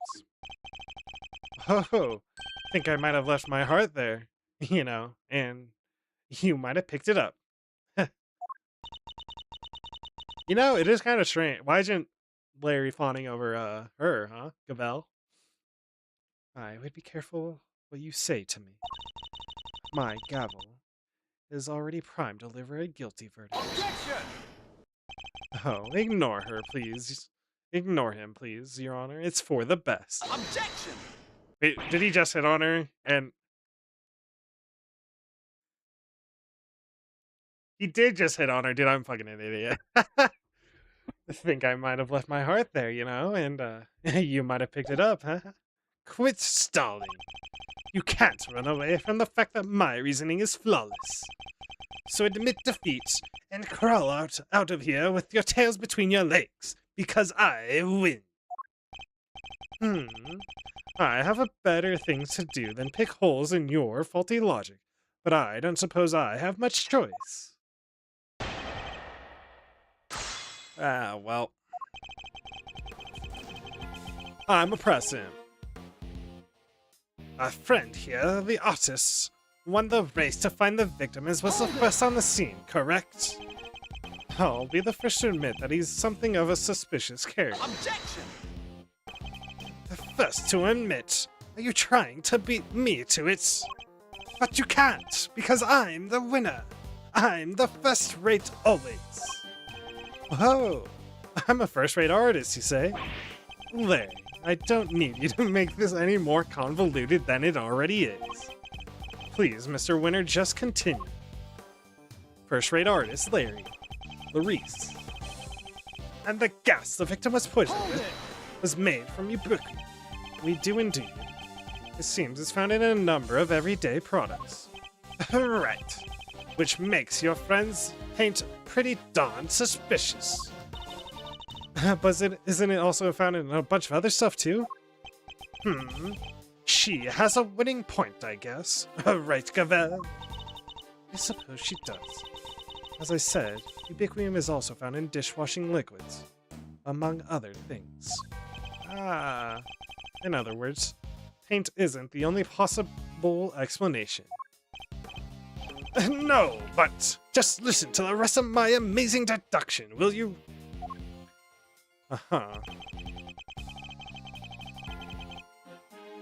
He was carrying paint on his person. He was one winning straight away from the victim. Hold it!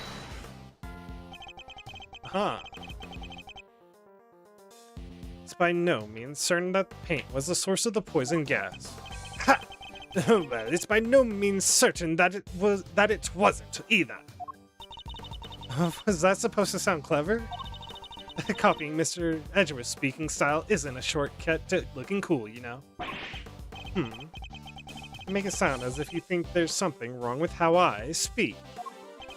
Anyway, to bring it all home, my winning deduction shows he had paint and he was closest to the victim.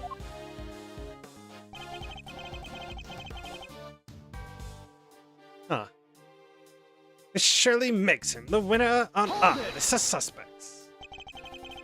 That's really all you're basing your suspicion on, of Mr. Butts on. What? You have a problem with that? Then show me some proof, loser. Put up or shut up. He's literally asking for it, Mr. Azrren. He is, so let's find the right piece of evidence and really give it to him. We know that Mr. Winner isn't much of a listener, and we also know that his reasoning is likely to be based on a flawed assumption. Yeah, he even phoned the other guy, and he still got it wrong somehow. Let's get this over with as quickly as we can. It's a waste of all our time.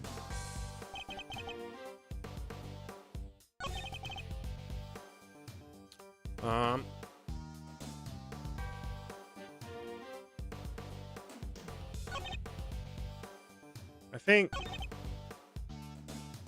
think our what's it called here is it's not just ubiquium, it's a mixture.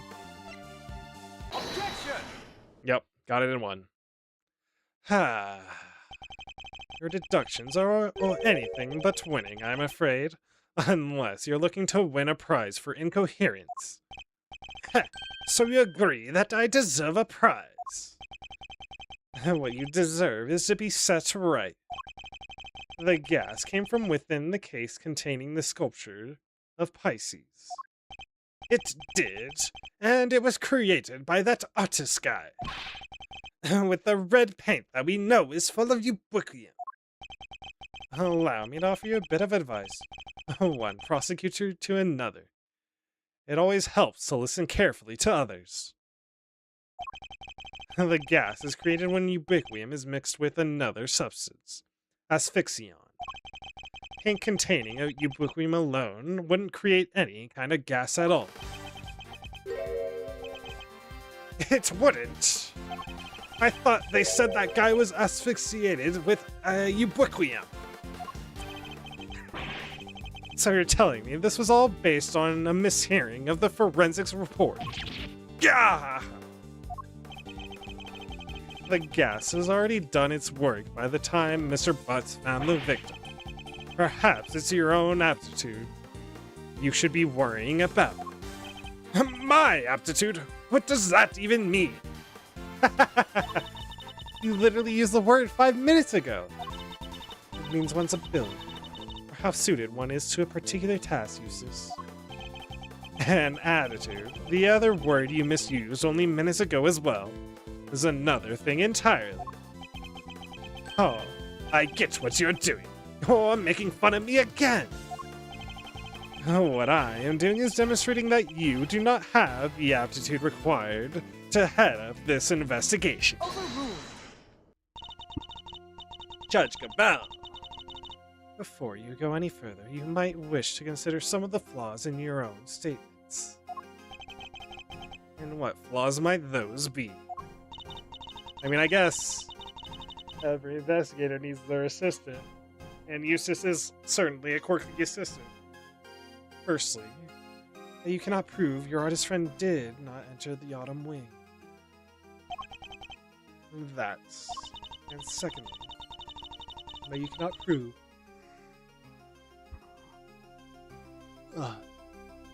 the red paint did not have something to do with the crime. But the paint isn't important on its own, surely. What's important is the combination of the red ubiquium and white asphyxion. How exactly were the two substances introduced to one another? Surely we need to figure that out before anything else. Indeed we do. And that is what Eustace will be investigating next. Or what he would already be investigating had you not been making needless trouble. We are not here to make trouble. Quite the opposite, in fact. We're here to help. Are you saying you know how the gas was made? I don't believe you. I can certainly point you towards a vital clue as to how it was done. He is bluffing, Eustace. Ignore him. It's fine, Gavel. He's clearly lying. Might as well let him talk even further into a corner. If you are sure. Come on, then, show me what you've got. This shows how the gas was created. Take that! A very lovely drawing. You're saying this somehow shows us how the chemicals were mixed to make the poison gas. Huh. That's exactly what I'm saying, yes. Thank you for noticing. Well, they do say I have a good eye. The red tears Mr. Butts saw, that was the ubiquium. What? Wait a sec. You're saying the statue cried the stuff out. What, so our culprit is some kind of evil spirit? Honestly, it could happen. It could happen. It could happen, is all I want to say. How much time am I going to have to waste taking him through this step by step? The red tears alone would not have been enough to create the gas. They must have mixed with something else inside the case. What? And what evidence do you have that's what's happened? The evidence is right there in the sketch I just showed you. Something inside the case. The need to point out the part that shows that two liquids had mixed together. A very lovely Take pink. that! Observe the pool of pink liquid beneath the Pisces glass case. This clearly shows that the two chemicals mix. What? Wait, I don't get it. How does that prove that some ubiquium mixed with some asphyxion? We have an artist with us. Why don't we ask him? Larry, you claim to be something of a painter. I imagine you have some experience mixing colors. What happens when you mix red and white? Oh, don't treat me like a dum-dum, Edgy. I did graduate from junior high, you know. Any idiot knows that red and white makes pink.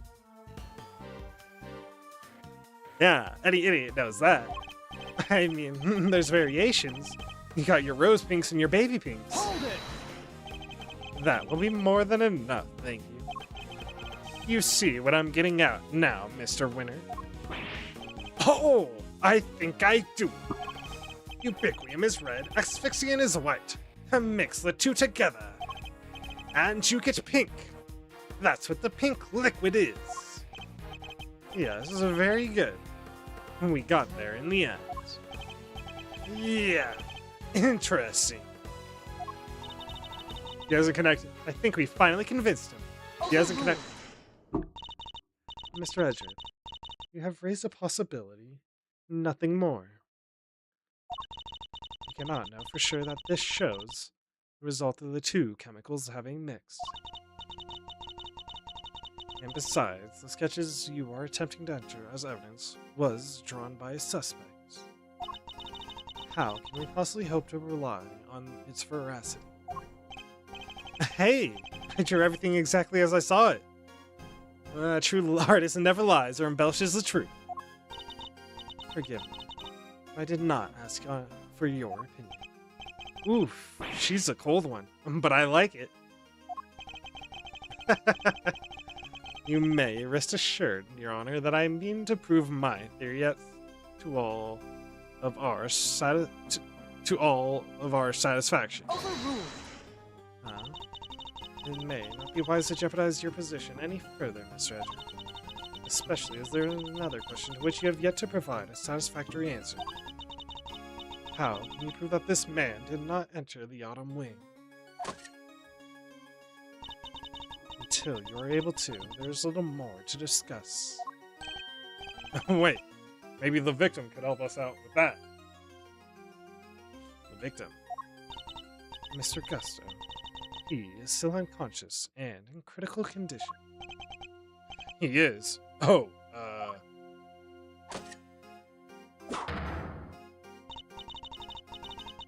Now, if you don't mind, Eustace. Eustace needs to carry out his own investigation of this area. If you would be so kind as to leave him in peace.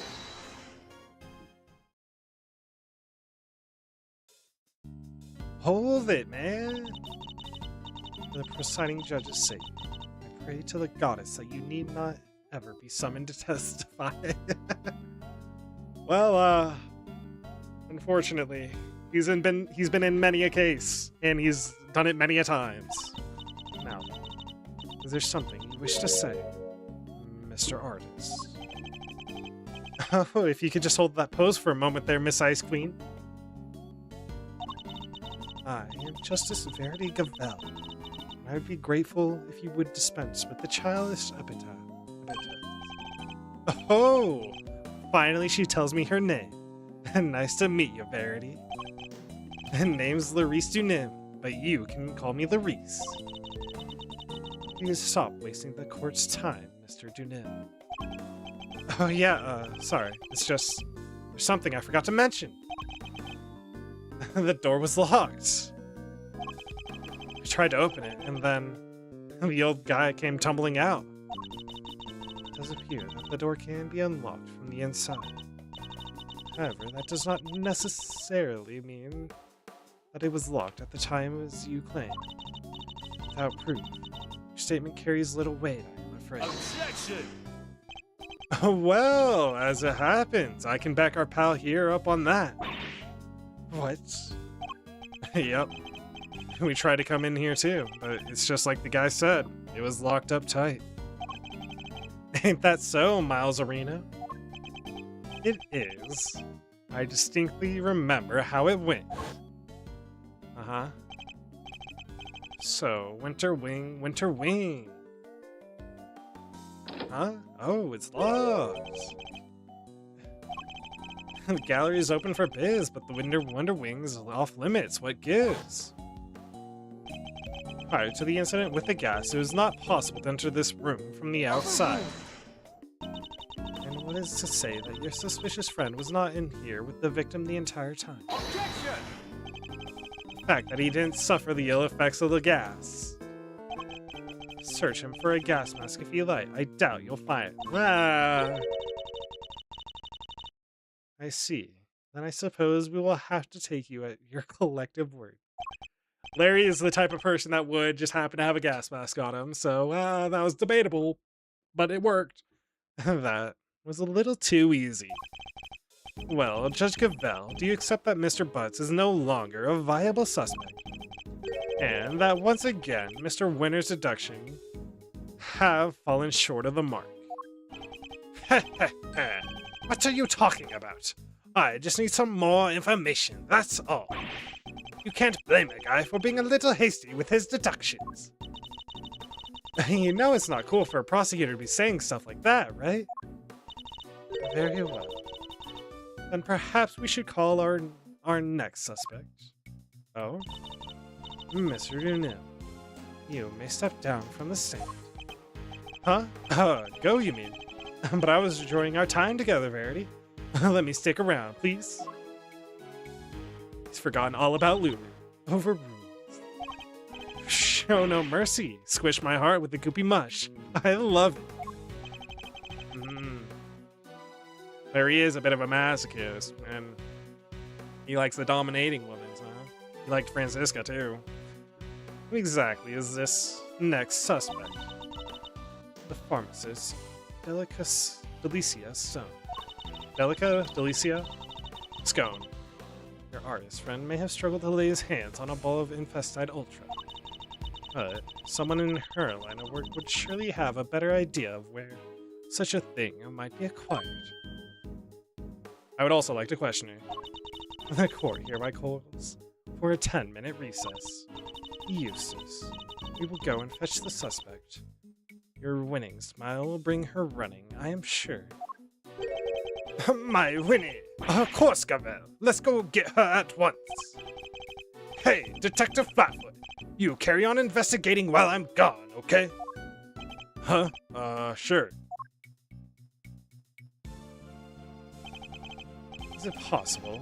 Could Judge Gavel have suspected Miss Scone from the start? And now that you mention it, she wasn't helping Mr. Winter like she usually does, huh? What exactly is your angle here, Judge Gavel? I would like to know that as well. To be continued. All right. I do think that's going to be where I leave things for today.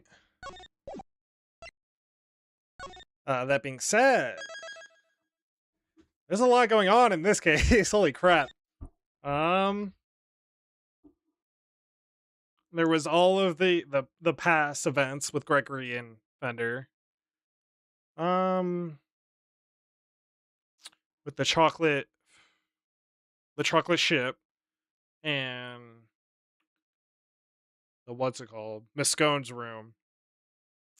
Then we got to the winter wing, quote unquote, to see the exhibit. There's still conveniently Mr. Gusto's room untouched. And Mr. Gusto happens to be knocked out. Slightly suspicious. Also, everybody's back. And we never resolve the murder. Oh, well. We don't know the truth behind the original murder. Huh.